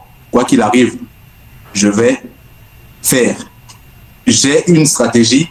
Aujourd'hui, quand je gagne mes revenus, la première des choses qu'il faut que je fasse, il faut que j'ai une sorte de calendrier. Je prends des notes. Il faut toujours prendre des notes. Il faut toujours prendre des notes. Cet argent-là, aujourd'hui, je vais décider que telle somme, chaque mois sera allouée à l'investissement. Chaque somme, telle somme, par exemple, sera allouée à ceci. Telle somme sera allouée à mes divertissements. Donc, et ne jamais sortir de sa routine. Ne jamais sortir de sa routine. Et aujourd'hui, c'est vrai, hein, on a des gens qui viennent nous poser des problèmes. On est humain. On a toujours à cœur de les aider, mais il ne faut pas continuer à aider autrui à ses propres dépens. On veut bien aider, mais il faut que autrui aussi apprenne à être autonome. On n'est pas là pour servir éternellement de support à autrui. Aujourd'hui, quelqu'un peut te poser un problème de 400 000 francs. Tu peux avoir les 400 000 francs, tu as un programme, tu as un avenir à préparer. Tu lui dis, mon frère, c'est vrai, je compatis à ta douleur et tout, je compatis à ton problème, mais là, malheureusement, mes finances me permettent de ne te trouver que 50 000 francs. Tu as déjà fait un effort, c'est déjà mieux que rien. C'est déjà mieux que rien. Vous n'avez pas à vous casser la tête, à aller vous endetter pour lui trouver les 450 000 francs et lui remettre. Ne faites jamais ça. Jamais. Parce que ça, vous vous mettez dans une situation où vos problèmes vont s'accumuler, vos dettes vont s'accumuler, etc., etc., etc., etc. Et à un moment, qu'est-ce que ça va faire? Vos horizons d'investissement, vos stratégies d'investissement, tous vos programmes se verront chuter. Voilà, une dernière chose, avoir du cran. Quand on investit à la bourse, il faut avoir de la patience et du cran. Il faut avoir de la patience et du cran. Retenez ceci. À la bourse, on ne perd de l'argent qu'à partir du moment où on a coupé sa position. À la bourse, on ne perd de l'argent qu'à partir du moment où on a coupé sa position. Je vous explique. J'achète un actif aujourd'hui. Serge l'a expliqué tout à l'heure avec un graphique. J'achète un actif aujourd'hui, par exemple, à 5 000. J'ai un horizon d'investissement sur peut-être 5 ans. Mais bon, comme je suis fou, je préfère aller jusqu'à 10, 15 ans, 20 ans. Mais au bout de 2 ans, il s'est passé quelque chose avec l'entreprise et voilà, l'action a commencé à baisser. Je me retrouve en négatif par panique ou par effet de rumeur. Un tel a dit sur les réseaux que ce truc-là n'est plus bon. Je vais vendre. C'est à partir de ce moment-là que vous avez perdu de l'argent. Parce que si vous vendez et que demain, ces entreprises-là sont cotées en bourse, mais elles sont là aussi pour se faire de l'argent. Ce qui veut dire que, quel que soit Alpha, ces entreprises feront toujours tout pour remettre à flot leurs activités, pour reprendre de la croissance. Quoi qu'il arrive, c'est le but d'une entreprise, c'est de se faire de l'argent, c'est pas de stagner dans la médiocrité, dans la baisse. Non, jamais. Quand les performances ne sont pas bonnes, les entreprises font toujours tout pour mettre en place des schémas, des mécanismes pour relancer la situation. Donc, quand vous paniquez et que vous coupez votre position, et que le lendemain, vous voyez que l'action a repris, c'est pas vous qui êtes perdant. C'est parce qu'on a mis ses émotions au devant, on a écouté la rumeur, et aujourd'hui, on se retrouve perdant. Donc, quand vous avez un horizon de placement, essayez de vous y tenir. Essayez de vous y tenir, surtout pour ceux qui font de la rente. Surtout pour ceux qui font de la rente. Quand vous avez un horizon de placement, essayez à tout prix de vous tenir. Je fais un truc sur 5 ans, même si je ne fais pas un truc pour 5 ans, même si, bon, je fais un truc pour 5 ans, mais je me dis, bon, j'ai ma retraite à préparer. Vous savez que Coca-Cola paye des dividendes depuis les années 1920. Vous connaissez un homme qu'on appelle Warren Buffett. Warren Buffett a bâti sa fortune sur l'achat des actions, des obligations d'autres entreprises. Aujourd'hui, l'entreprise de Warren Buffett qui s'appelle Berkshire Hathaway détient la plupart des actions de toutes les entreprises américaines et voire même au-delà. Et c'est sur ça qu'il a bâti sa fortune. Et depuis des années, il ne fait que capter des dividendes. Mais vous pouvez mettre en place une stratégie pareille. Voyez un peu. Bon, sur ce, j'ai assez parlé. Je voulais juste, moi, je venais juste à titre de sensibilisation. Donc, voilà les quelques points sur lesquels je voulais attirer votre attention. Sinon, la majorité a été dite par Serge. Donc, voilà, je vais lui repasser la parole et il va continuer son discours, en fait. Merci à tous. Merci Thibaut pour... Lucien. Il s'appelle Thibaut, il s'appelle Lucien aussi. Aujourd'hui, c'est Charles. Bon, il a beaucoup de prénoms. Oui, je sais, j'ai beaucoup de prénoms. Thibaut, Lucien, Charles. La dernière fois, c'était Lucien. Aujourd'hui, tu es Charles. C'est bien. Ok. Je sais, ça vous amuse, mais bon. Non, je tiens vraiment à remercier Lucien, Thibaut, Charles, comme vous voulez. Parce qu'aujourd'hui, aidez-moi à lui mettre vraiment un like. Parce qu'aujourd'hui, c'est son jour d'anniversaire en plus. En plus d'être le 27 avril, le jour de l'indépendance du Togo, c'est vraiment particulier pour nous parce que c'est la... Merci à tous pour les cœurs. Merci. Donc, merci. Normalement, il ne devrait même pas être là, mais bon, voilà, quand on en a parlé, il a quand même trouvé un temps pour se dégager. Merci à tous. Merci pour votre soutien. Merci. C'est gentil. Donc, voilà un peu. Donc, on avait prévu 1h30 pour la formation. Donc, on est actuellement talonné par le temps. Ce que nous allons faire, c'est que je vais clôturer et puis on va recevoir vos questions rapidement. Donc, voilà, on vous a fait une présentation sur ce qu'il fallait éviter, ce à quoi il fallait faire attention quand vous voudriez investir à la bourse, les erreurs qu'il ne faut jamais commettre, ce qu'il faut faire exactement avant d'aller investir, il faut se former, etc. Donc, on a eu le temps de dire la plupart des choses. Donc, voilà. Ce que je vais faire maintenant, c'est que j'avais promis faire une annonce aujourd'hui lors de la formation. Je vais la faire. Ça va prendre 1 minute. Je vais vous montrer quelque chose. Laissez-moi d'abord partager mon écran.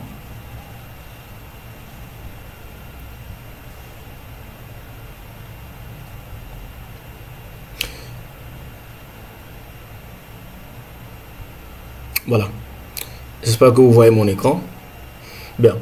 Alors, c'est bien. Nous sommes là, nous sommes dans le groupe. Nous faisons des formations régulièrement, gratuitement, etc. Et nous allons continuer toujours d'en faire. Hein. Nous en ferons toujours. Mais pour ceux qui veulent vraiment se lancer, enfin, ceux qui sont chauds, qui sont actuellement, qui ont les moyens, qui veulent se lancer sous peu, nous avons fait une formation, d'accord? Enfin, la formation, nous la faisons depuis très longtemps déjà. Hein. C'est une formation qui a, disons, une vingtaine de leçons. 21 leçons en réalité. Donc, c'est une formation qui vous permettra de connaître en fait à partir, même depuis les bases de la bourse, de maîtriser un peu mieux la BRVM. Vous voyez, il y a 5 modules. Donc, nous avons le module des gains à la BRVM. Vous avez toutes les informations. Et nous avons vraiment pris à cœur de faire une formation vraiment illustrée, comme vous voyez ici à l'écran. Une formation vraiment... dont les choses sont bien expliquées, bien imagées, pour que vous puissiez comprendre. Donc, c'est en réalité un truc clé en main. Donc, nous avons les modules de gain à la BRVM. Nous avons le module de différentes stratégies d'investissement pour vous aider à sélectionner votre stratégie. Comprendre le fonctionnement de la BRVM, donc tout ce qui est à comprendre le bulletin de la côte. En fait, la lecture du bulletin de la côte que vous réclamez habituellement. Voilà. On a 22 minutes ici pour la première partie, une deuxième partie, même une troisième partie, etc. Donc, vraiment, vous serez servi ici. Et la partie la plus importante, comment sélectionner vos actions. Donc, ici, on a fait les études de cas, études de performance, études de perspective, études de prix, etc., etc. Donc, c'est une formation qui nous a pris pas mal de temps et que nous voulons lancer cette semaine-ci. Alors, la date de lancement était prévue sur aujourd'hui, mais on a eu quelques petits contretemps. Mais ce que nous avons décidé de faire, c'est que la formation sera lancée le 4. Donc, le 4 mai. Donc, dès à présent, la formation est disponible en précommande. Donc, si vous décidez vous êtes sûr que vous voulez vous lancer dès à présent, vous voulez maîtriser tous les rouages, en réalité, avec la formation, vous aurez l'autonomie de faire tout ce que vous avez à faire. Vous n'aurez même pas besoin de nous, bien d'écouter, si vous voulez, vous pouvez avoir un coaching, mais vous n'aurez pas besoin d'aller écouter d'autres personnes pour pouvoir faire vos investissements, d'accord? Donc, si vous êtes intéressé et que vous voulez, disons, précommander la formation, juste pour l'anniversaire de Thibaut et pour, le fait qu'on soit en 27 avril, qui est l'indépendance de notre pays, le Togo ici, enfin pour les Togolais qui sont là. Ouais, donc pour ça, nous avons lancé en fait une précommande qui, disons, nous avons réduit le prix, d'accord? Le prix est actuellement à 49 000 et le prix va augmenter dans les quelques jours qui vont suivre. Donc pour l'instant, c'est en précommande et c'est ouvert. Pour ceux qui sont intéressés, pour faire rapide, vous nous écrivez directement et nous allons vous rediriger sur le site pour que vous puissiez faire le paiement. Donc quand vous ferez le paiement, vous aurez accès quand même à une grande partie du cours et nous allons alimenter le reste tout au long de la semaine. Donc voilà un peu ce que c'est. Alors, c'est parce que c'est en précommande que c'est à ce prix. Normalement, le prix est différent. Vous pourrez constater ça quand vous allez passer sur le site. Donc c'était l'annonce que je voulais vous faire. Donc cela étant dit, cela étant réglé, nous allons donc clôturer la session de formation d'aujourd'hui. Donc nous allons passer à une autre phase qui est le fait de vous laisser poser des questions. Donc, nous avons juste quelques minutes pour ceux qui ont préparé des questions. Quand vous avez la parole, posez toutes vos questions et nous allons nous faire un plaisir d'y répondre, Lucie et moi. D'accord? Bien, là vous avez la parole. Pour ceux qui sont intéressés, qui veulent prendre la parole, levez la main, je vais vous valider chacun à son tour. Un instant.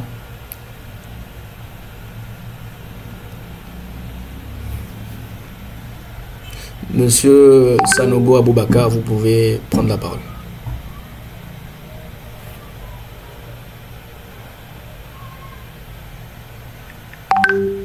Monsieur Sanogo Aboubakar, vous aviez levé la main. Monsieur Sanogo, démutez votre micro et prenez la parole. Bon, s'il n'est pas là, s'il n'est pas disponible, on laisse la parole à une autre personne. Allô? Quelqu'un d'autre? Vous m'entendez? Ok, allez-y, on vous entend. Ok, merci beaucoup pour la présentation. Ma préoccupation concerne un chapitre où M. Koura avait présenté. Lors de sa présentation, il était sur la partie du bulletin de la côte où il présentait les 10 meilleures entreprises de BRVM Prestige. Et il a dit qu'il ne parlait pas d'investir sur la sélection même BRVM Prestige. Donc, moi, j'aimerais savoir, c'est quoi la différence entre investir sur le panier BRVM Prestige elle-même et investir sur les 10 entreprises de manière individuelle? Ça, c'est ma première question. Ma deuxième question, la réponse à cette question va me permettre d'orienter la deuxième question. Merci beaucoup. Ok, alors nous allons aller rapidement. Merci pour la question. Oui, donc, il faut savoir qu'à la BRVM, on n'a pas encore ce qu'on appelle des ETF. C'est-à-dire que si vous voulez investir sur l'indice de BRVM Prestige, il faut que vous ayez une part proportionnelle de chaque entreprise qui soit à l'intérieur de BRVM Prestige. C'est-à-dire vous avez 10 actions de Nestlé Côte d'Ivoire, vous devez avoir 10 actions des autres pour que votre portefeuille puisse pouvoir reproduire exactement la performance du BRVM Prestige. Donc vous ne pouvez pas aller juste à la SGI et puis vous dites que non, je vais investir sur BRVM Prestige. Là actuellement ce n'est pas possible, mais je pense que bientôt il y a des ETF qui seront intégrés, mais du coup il n'y a pas de différence. Enfin, ça n'existe même pas d'aller dire que je vais investir sur BRVM Prestige. Donc il faudrait forcément avoir des actions dans chaque entreprise qui se trouve dans la liste. Je ne sais pas si ça répond à votre question.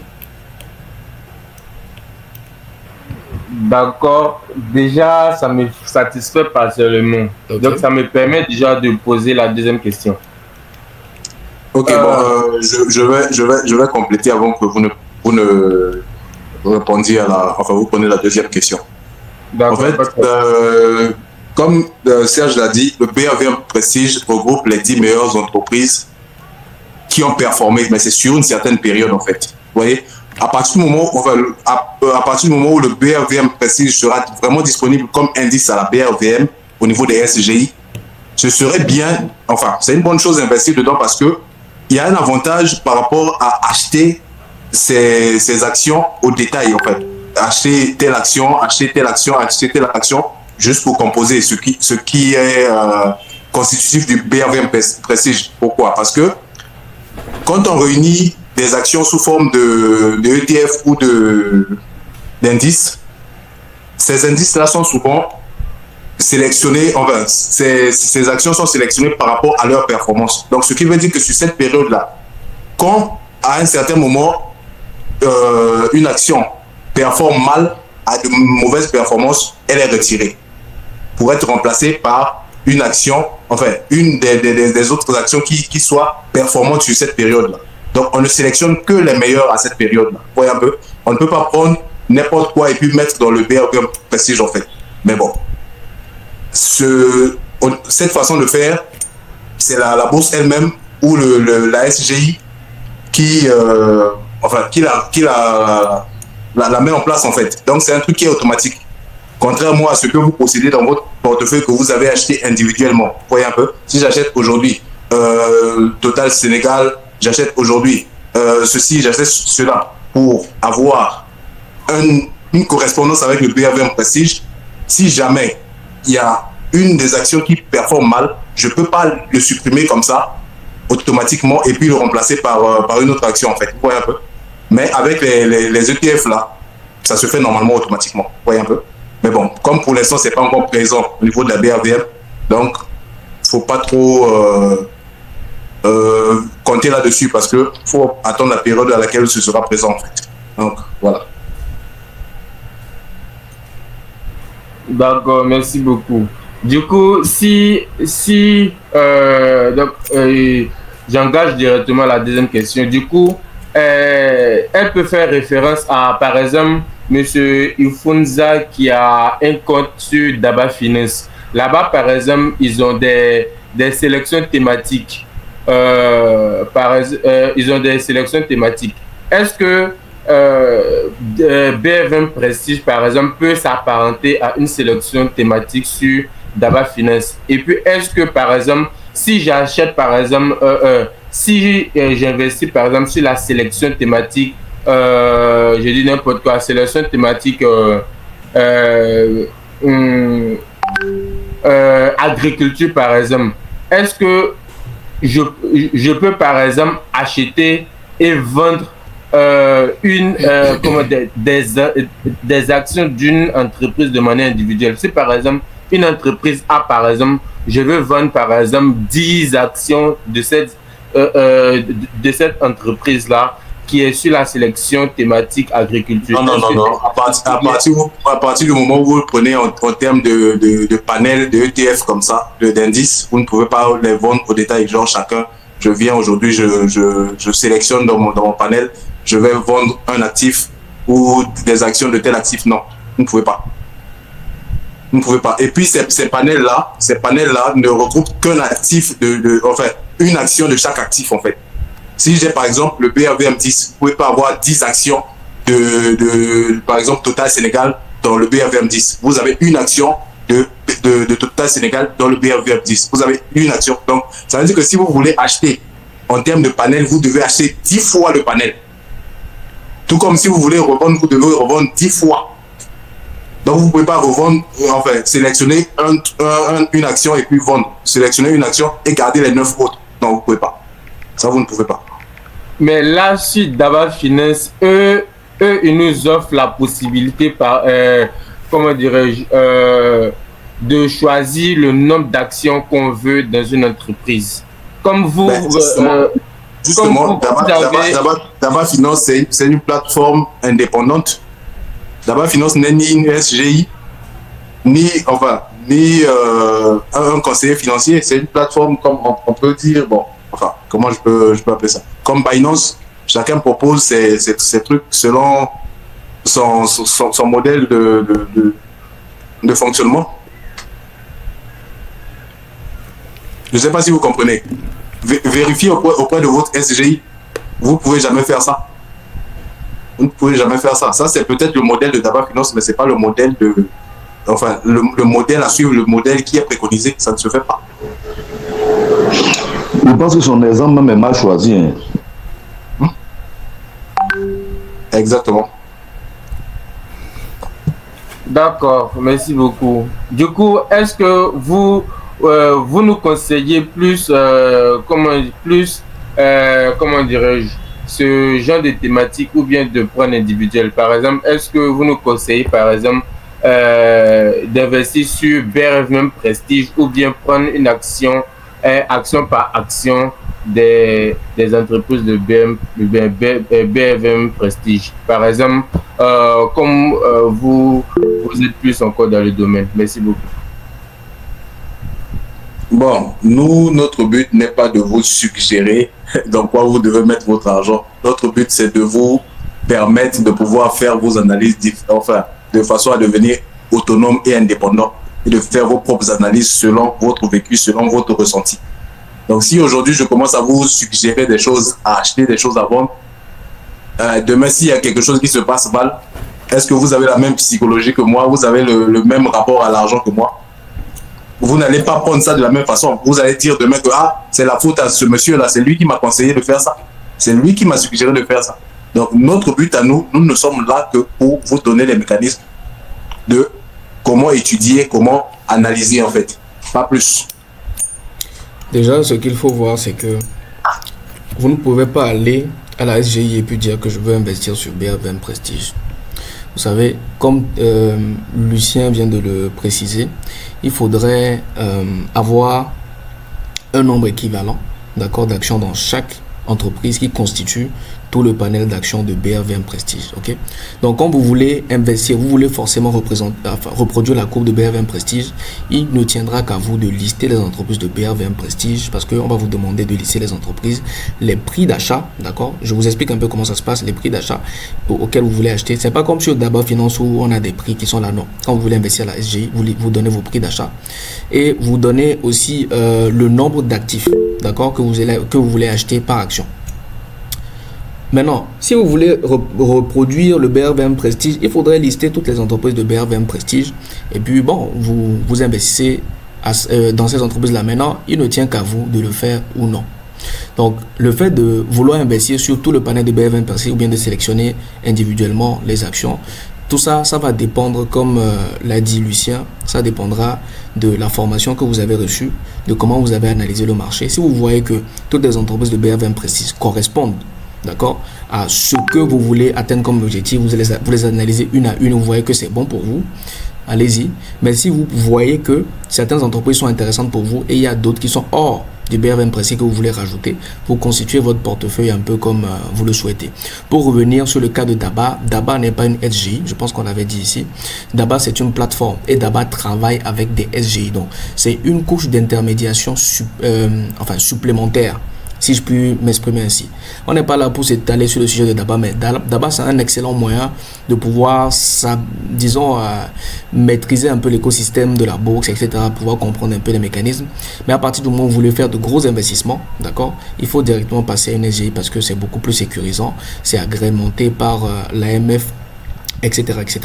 Donc voilà un peu la petite précision que je voulais apporter dessus.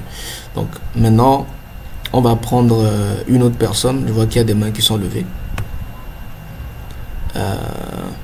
Bon, monsieur Daouda, je vous donne la parole. Et bonsoir à tous. Oui, bonsoir. Moi, ma question est de savoir, par rapport à l'investissement en DCA, j'aimerais savoir, c'est normalement, bon, un exemple, j'achète une action autour de 500 francs.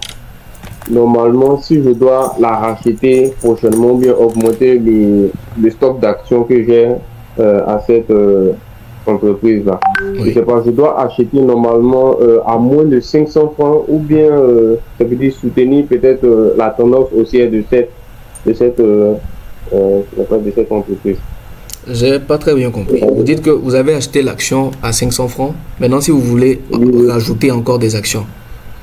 Voilà, si je veux ajouter des actions, l'idéal serait d'acheter à bas prix au premier ou bien, ça veut dire, investir de manière régulière. Je vois. Oui, comme Lucien l'avait précisé, il y a des actions qui sont vraiment cycliques. Quand vous allez les prendre sur une longue durée, oui, effectivement. Quand vous allez investir peut-être sur une longue durée, les actions qui sont cycliques, par exemple, je dis, l'action coûte aujourd'hui 500 francs, demain elle coûte peut-être 450, c'est bien pour vous, pour votre exemple, mais après demain ça peut coûter 550, après demain ça rebaisse, etc. Donc il y a certaines actions qui ont des variations comme ça. Donc, ce qu'on a remarqué, c'est juste que si tu as une discipline d'achat à des périodes précises, c'est-à-dire que tu dis que non, je vais acheter chaque tel du mois, ou bien chaque 2 mois, je vais acheter telle action, peu importe le prix. En fait, tu lisses tes prix d'achat différemment. Forcément, le prix d'achat de 500 francs, il y aura un moment où tu vas l'acheter un peu plus cher. Il y aura un moment où tu vas l'acheter moins cher.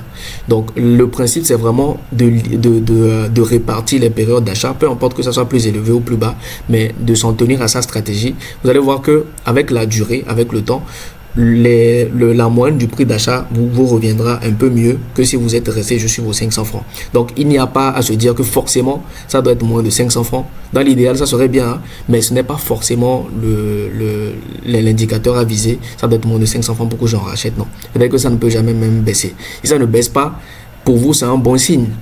Que ça ne baisse pas parce que votre action est en train de prendre de la valeur, mais de l'autre côté, si vous vous dites que si ça ne baisse pas, vous n'allez pas en acheter, bah, vous n'allez pas en avoir plus. Donc, c'est un peu ça. D'accord, il n'y a pas de souci. Bon, je ne sais pas, il y a aussi en même temps une question aussi qui va de pair. Je ne sais pas si je peux la poser rapidement. Oui, allez-y, allez-y. D'accord, c'est par rapport au moment où j'ai investi. C'est-à-dire, puisque peut-être je veux faire de l'investissement de rente. Donc, ce qui serait plus raisonnable, c'est d'investir un montant régulier, mais en ordre limite ou bien en ordre du marché le plus souvent. Je n'ai pas très bien compris. J'ai dit, pour moi qui aimerais faire un investissement de rente, de long terme. Oui. Voilà. Quand j'investis, j'aimerais savoir si le plus souvent, il faut passer des ordres limites ou bien des ordres de marché de manière régulière pour éviter peut-être de ne pas valider mon ordre ou bien de ne pas avoir peut-être l'action.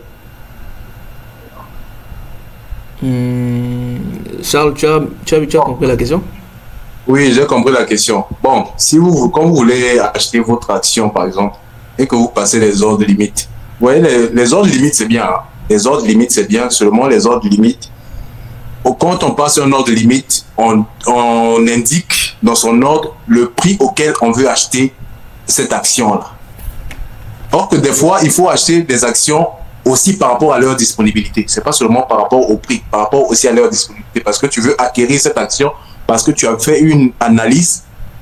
Selon ton analyse, tu sais que bon, dans 2 matins, cette action, cette entreprise a des chances de performer. Voilà, donc je vais acheter.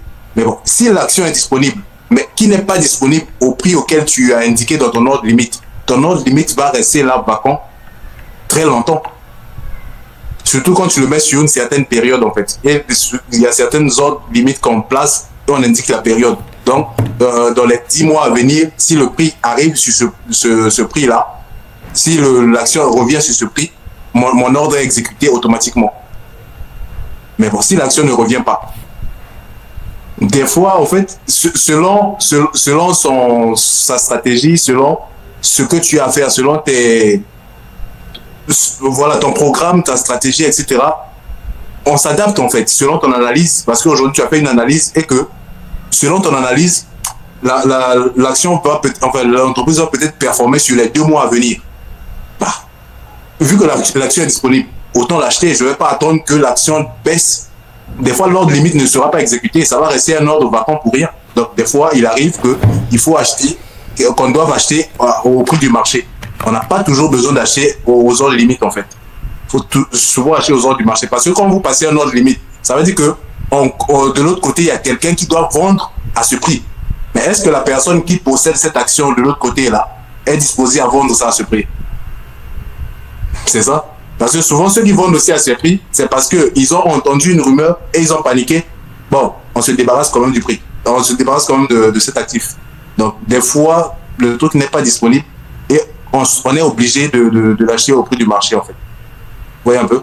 Donc, il ne faut jamais vous contenter de placer des ordres limites. Des fois, il faut acheter au prix du marché et posséder l'action, tout simplement.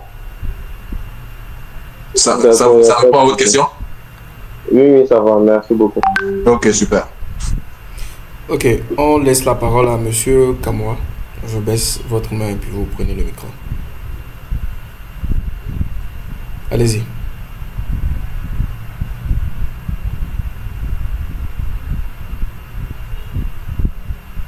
Allô, vous êtes là?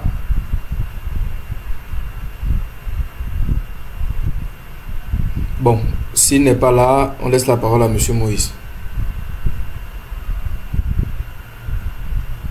Bonsoir à tous. Je vous remercie pour ce que vous faites. Bonsoir. Oui, j'avais quelques questions là. Bon, Dieu, il paraît qu'elles sont semblables. Je voudrais savoir si une entreprise cotée en bourse peut disparaître du jour au lendemain. Vous dites aussi qu'on peut perdre tout. Qu'est-ce que ça veut dire? Est-ce que ça veut dire que c'est par rapport à la valeur de ce qu'on a investi, ou bien alors l'action disparaît complètement? Merci pour les réponses. Bon, vous posez de très bonnes questions, mais bon, je vais vous expliquer un truc. Les entreprises qui sont cotées à la bourse, quand ils viennent à la bourse, ils signent un certain nombre de documents. Ils doivent s'acquitter d'un certain nombre de choses, de documents officiels, et voilà. Donc, ce qui veut dire que si jamais une entreprise sent que ses performances ne sont plus vraiment comme ça, l'entreprise ne peut pas disparaître comme ça. L'entreprise n'est jamais. Parce qu'il y a une structure, en fait, il y a une structure qu'on appelle, c'est comme les gendarmes de la bourse, en fait. On en avait parlé dans la précédente formation, comme les gendarmes de la bourse qui sont là pour réguler tout ça. Donc, une entreprise ne peut pas disparaître du jour au lendemain comme ça, fermer boutique, disparaître avec votre argent. L'argent là même n'est pas gardé dans les caisses de l'entreprise, en fait. Voilà. Celle qui a ouvert le micro là, s'il vous plaît. Donc, cet argent n'est pas gardé dans les comptes de l'entreprise. Cet argent est mis quelque part et qui est régulé. Donc, il ne peut pas se permettre de scammer comme ça, de se lever un bon matin. Ce n'est pas les crypto-monnaies. Disparaître comme ça avec l'argent de trucs. Donc, quand une situation comme ça arrive, qu'est-ce qui se passe généralement? L'entreprise fait un dépôt de bilan. Il annonce que, voilà, ces activités ne sont plus à mesure d'être poursuivies. Ils ne se sont plus à mesure de continuer. Ce qu'on fait, c'est que on estime le patrimoine de l'entreprise, tous ces biens, ordinateurs, meubles, immeubles, etc., tout ce que possède cette entreprise, et on le revend et on rembourse les actionnaires proportionnellement à leur investissement. La bourse, c'est quelque chose qui est assez régulé, il y a quand même des règles à suivre. On n'entre pas en bourse, qui veut. Ouais, personne ne peut scammer comme ça avec l'argent des gens et puis disparaître. Jamais.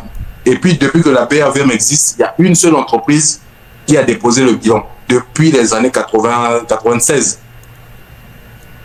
Une seule entreprise. Et cette entreprise a dû suivre les règles avant de sortir du marché, en fait. Donc, du jour au lendemain, comme ça, vous ne pouvez pas disparaître avec ça. Ça, c'est impossible. Je ne sais pas si ça répond à votre première question. C'est une bonne réponse. Là, je comprends déjà. Je comprends déjà, puisque je suis novice et il y avait tellement de choses, beaucoup de questions qui passent dans ma tête. Ok. Donc, de ce côté-là, il ne faut pas vous en faire parce que à partir du moment où quand vous possédez une action, vous possédez une part de cette entreprise. Donc, si jamais l'entreprise fait faillite, les biens de cette entreprise doivent être revendus et cédés à chaque actionnaire proportionnellement à son investissement. D'accord. Voilà. Donc, votre deuxième question, c'était? La deuxième question, je demandais, lorsqu'on dit que vous avez dit qu'on ne met pas les œufs dans un même panier, oui, et que on peut tout perdre. Étant donné que vous avez répondu à la première question en disant que l'entreprise ne peut pas disparaître, bien qu'elle soit là, cette perte-là, elle est due à quoi? Est-ce que c'est parce que tout va, c'est par rapport à la valeur de la somme ou bien de l'action qu'on a émise? Voilà. Ce que Serge veut dire par on peut tout perdre, c'est quoi? Aujourd'hui, on rencontre des entreprises qui ont des mauvaises performances sur plusieurs années. Vous voyez un peu? Quand on dit tout perdre, ça veut dire qu'aujourd'hui, tu peux acheter ton action, vous pouvez acheter votre action à partir de 5 000 francs et pendant les 3, 4, 5 années à venir, l'action baisse jusqu'à 2 000 francs. Et on en a vu ça sur le marché. Ça baisse jusqu'à 2 000 francs, jusqu'à 1 000 francs. Et l'entreprise, des fois, a du mal à relancer la croissance parce que les stratégies qu'elle met en place ne sont pas encore à mesure de relancer la croissance de l'entreprise. Mais quand toi, en tant qu'investisseur, tu vois ça, des fois, tu paniques. Tu vois que j'avais investi 5 000 francs et puis aujourd'hui, je me retrouve à 2 000 francs. Bon, de peur que demain, tu te retrouves à 500 francs ou que tu te retrouves à 200 francs. Qu'est-ce que tu fais? Tu vends.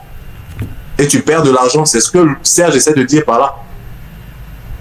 Vous voyez? Et puis, nous sommes à la bourse, c'est pour gagner de l'argent. Vous voyez? Ne pas mettre ses œufs dans le même panier, c'est parce qu'on ne sait pas dans quelle direction exactement le marché ira. Le marché ira. Vous voyez un peu? Je vois. Voilà. Dans quelle direction cette entreprise ira. On ne sait pas dans quelle direction cette entreprise ira. Si je prends par exemple 1 million, je ne mets que 1 million sur le truc. Je ne le mets que sur tel actif. Et que cette action baisse. Vous avez la sensation de perdre de l'argent. Est-ce que vous êtes aussi patient d'attendre que l'entreprise relance son activité? Si ça prend 5 ans, si ça prend 10 ans, est-ce que vous êtes à même, vous avez le cœur de supporter ça? Donc, voilà. Okay. Au suivant. Bon, nous allons prendre une autre question et la dernière parce que le temps nous talonne vraiment. On avait prévu 16h30 pour la fin. Là, on a vraiment largement dépassé. On a un call tout à l'heure. Donc, on va prendre encore une dernière question et on va clôturer. Donc, la dernière Serge, excuse-moi. Dis-moi. Pour tous ceux qui auraient encore des questions, malheureusement, le temps imparti ne nous permet pas d'aller jusqu'au bout.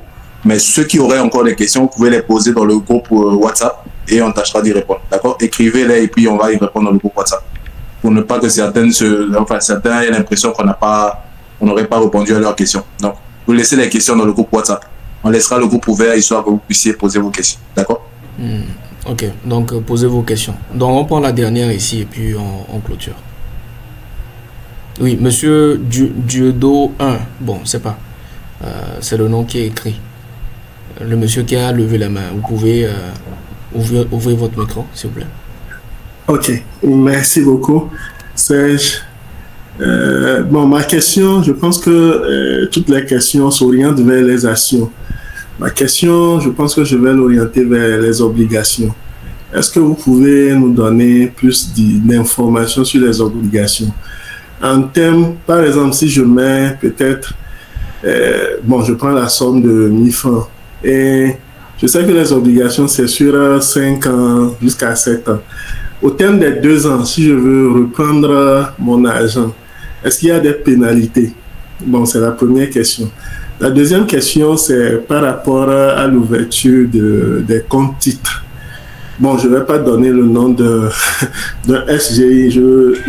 Actuellement, le problème qui se pose, il y a une lenteur pas possible, ce qui décourage. Bon, je vais donner mon exemple. Au fait, je ne suis pas au Togo, mais ça fait un moment depuis février que j'ai voulu investir, mais jusqu'à présent, bon, l'argent que j'ai mis, c'est pas encore positionné. Donc ça, c'est un truc qui décourage vraiment. Bon, c'est les 2 questions que j'ai. D'accord. Donc, la première, c'était vraiment par rapport aux obligations, comment est-ce que ça fonctionne. Donc, je vais aller rapidement. Les obligations, comme vous le savez, c'est une part de dette, d'accord, qui est émise et que vous achetez. Vous êtes propriétaire d'une part de dette. Supposons que vous avez investi 10 000 francs dans une obligation. L'obligation est rémunérée à un certain taux. Donc, tout dépend du mode que vous avez sélectionné. Enfin, du mode qui est proposé pour le remboursement de l'obligation. Il y a certaines obligations, sur une période de 5 ans, on commence par vous rembourser votre argent divisé par 5, d'accord? Un pourcentage de votre capital, première année, deuxième année, troisième année jusqu'à la fin. Et en plus de ça, on vous rembourse le taux qu'on vous a promis. Ça peut être 6%, 5%, etc. Peu importe le taux, d'accord? La dernière fois, on en a vu même passer de 9%. Donc, l'obligation, c'est ça le système. Donc, première année, on vous rembourse une partie. Bon, si le mode de remboursement est différé, on peut commencer par vous rembourser à partir de la troisième année, quatrième année, cinquième année. Mais ce n'est pas ça la question. La question est de savoir si au bout de 2 ans, l'obligation doit faire 5 ans, au bout de 2 ans, je veux revendre mon obligation, est-ce que j'aurai des pénalités? L'obligation, son mode de fonctionnement est un peu différent de celui des actions parce que si je suis au cours de la troisième année et que j'ai fait la moitié de l'année, quand je vais vouloir revendre mon obligation, qu'est-ce qui va se passer?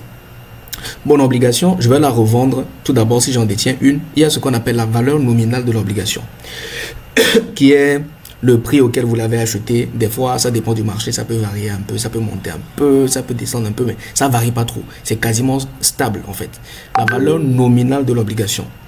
Maintenant, si vous avez au total 100 000 francs d'obligation, quand vous allez vouloir revendre ces obligations, vous allez récupérer ces 100 000 francs. Maintenant, étant donné qu'au cours de la troisième année, vous avez fait la moitié de l'année, il y a ce qu'on appelle le coupon couru. Donc, le coupon couru, qu'est-ce que c'est? C'est l'estimation des gains, d'accord, que vous devez avoir.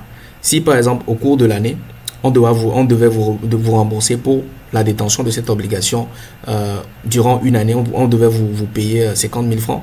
On divise ces 50 000 francs par le nombre de mois ou même par le nombre de jours.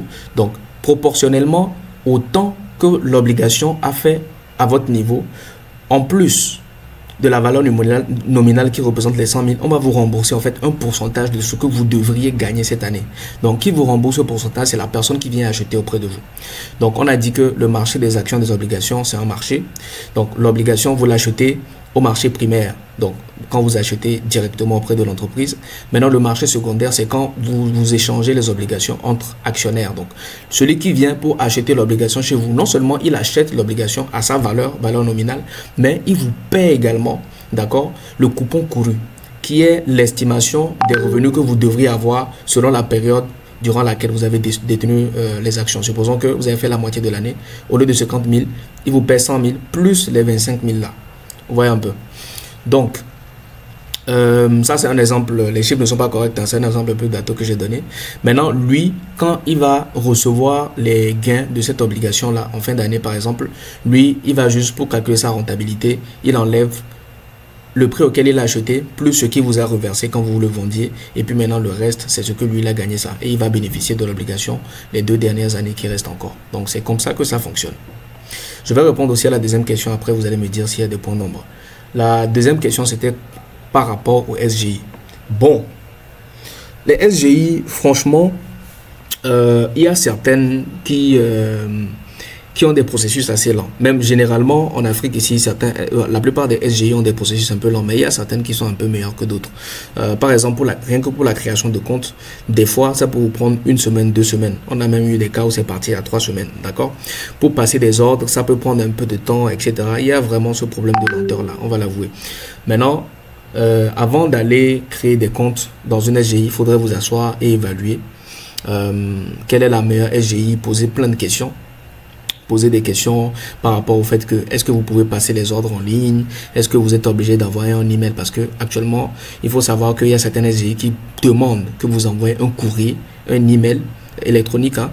Maintenant vous remplissez les actions et tout ça là, maintenant ils vont prendre et traiter l'action. Donc vous voyez qu'il doit forcément avoir des lenteurs s'il y a beaucoup de trafic. Vous ne pouvez pas passer directement l'ordre avec leur plateforme. Il y a d'autres qui permettent d'avoir des plateformes, etc. Ça, c'est un peu plus rapide. Donc, ça dépend vraiment des SGI. Mais le point que vous avez souligné, c'est vrai. Il y a un problème de lenteur actuellement qui est inhérent aux SGI de nos pays. Donc bon, ça sera à voir. On va faire peut-être une étude comparative. On en avait déjà faite. Mais on va faire dans ce sens dans le groupe éventuellement dans les prochains jours pour qu'on puisse jeter un coup d'œil ensemble. Donc, est-ce que vos questions étaient satisfaites?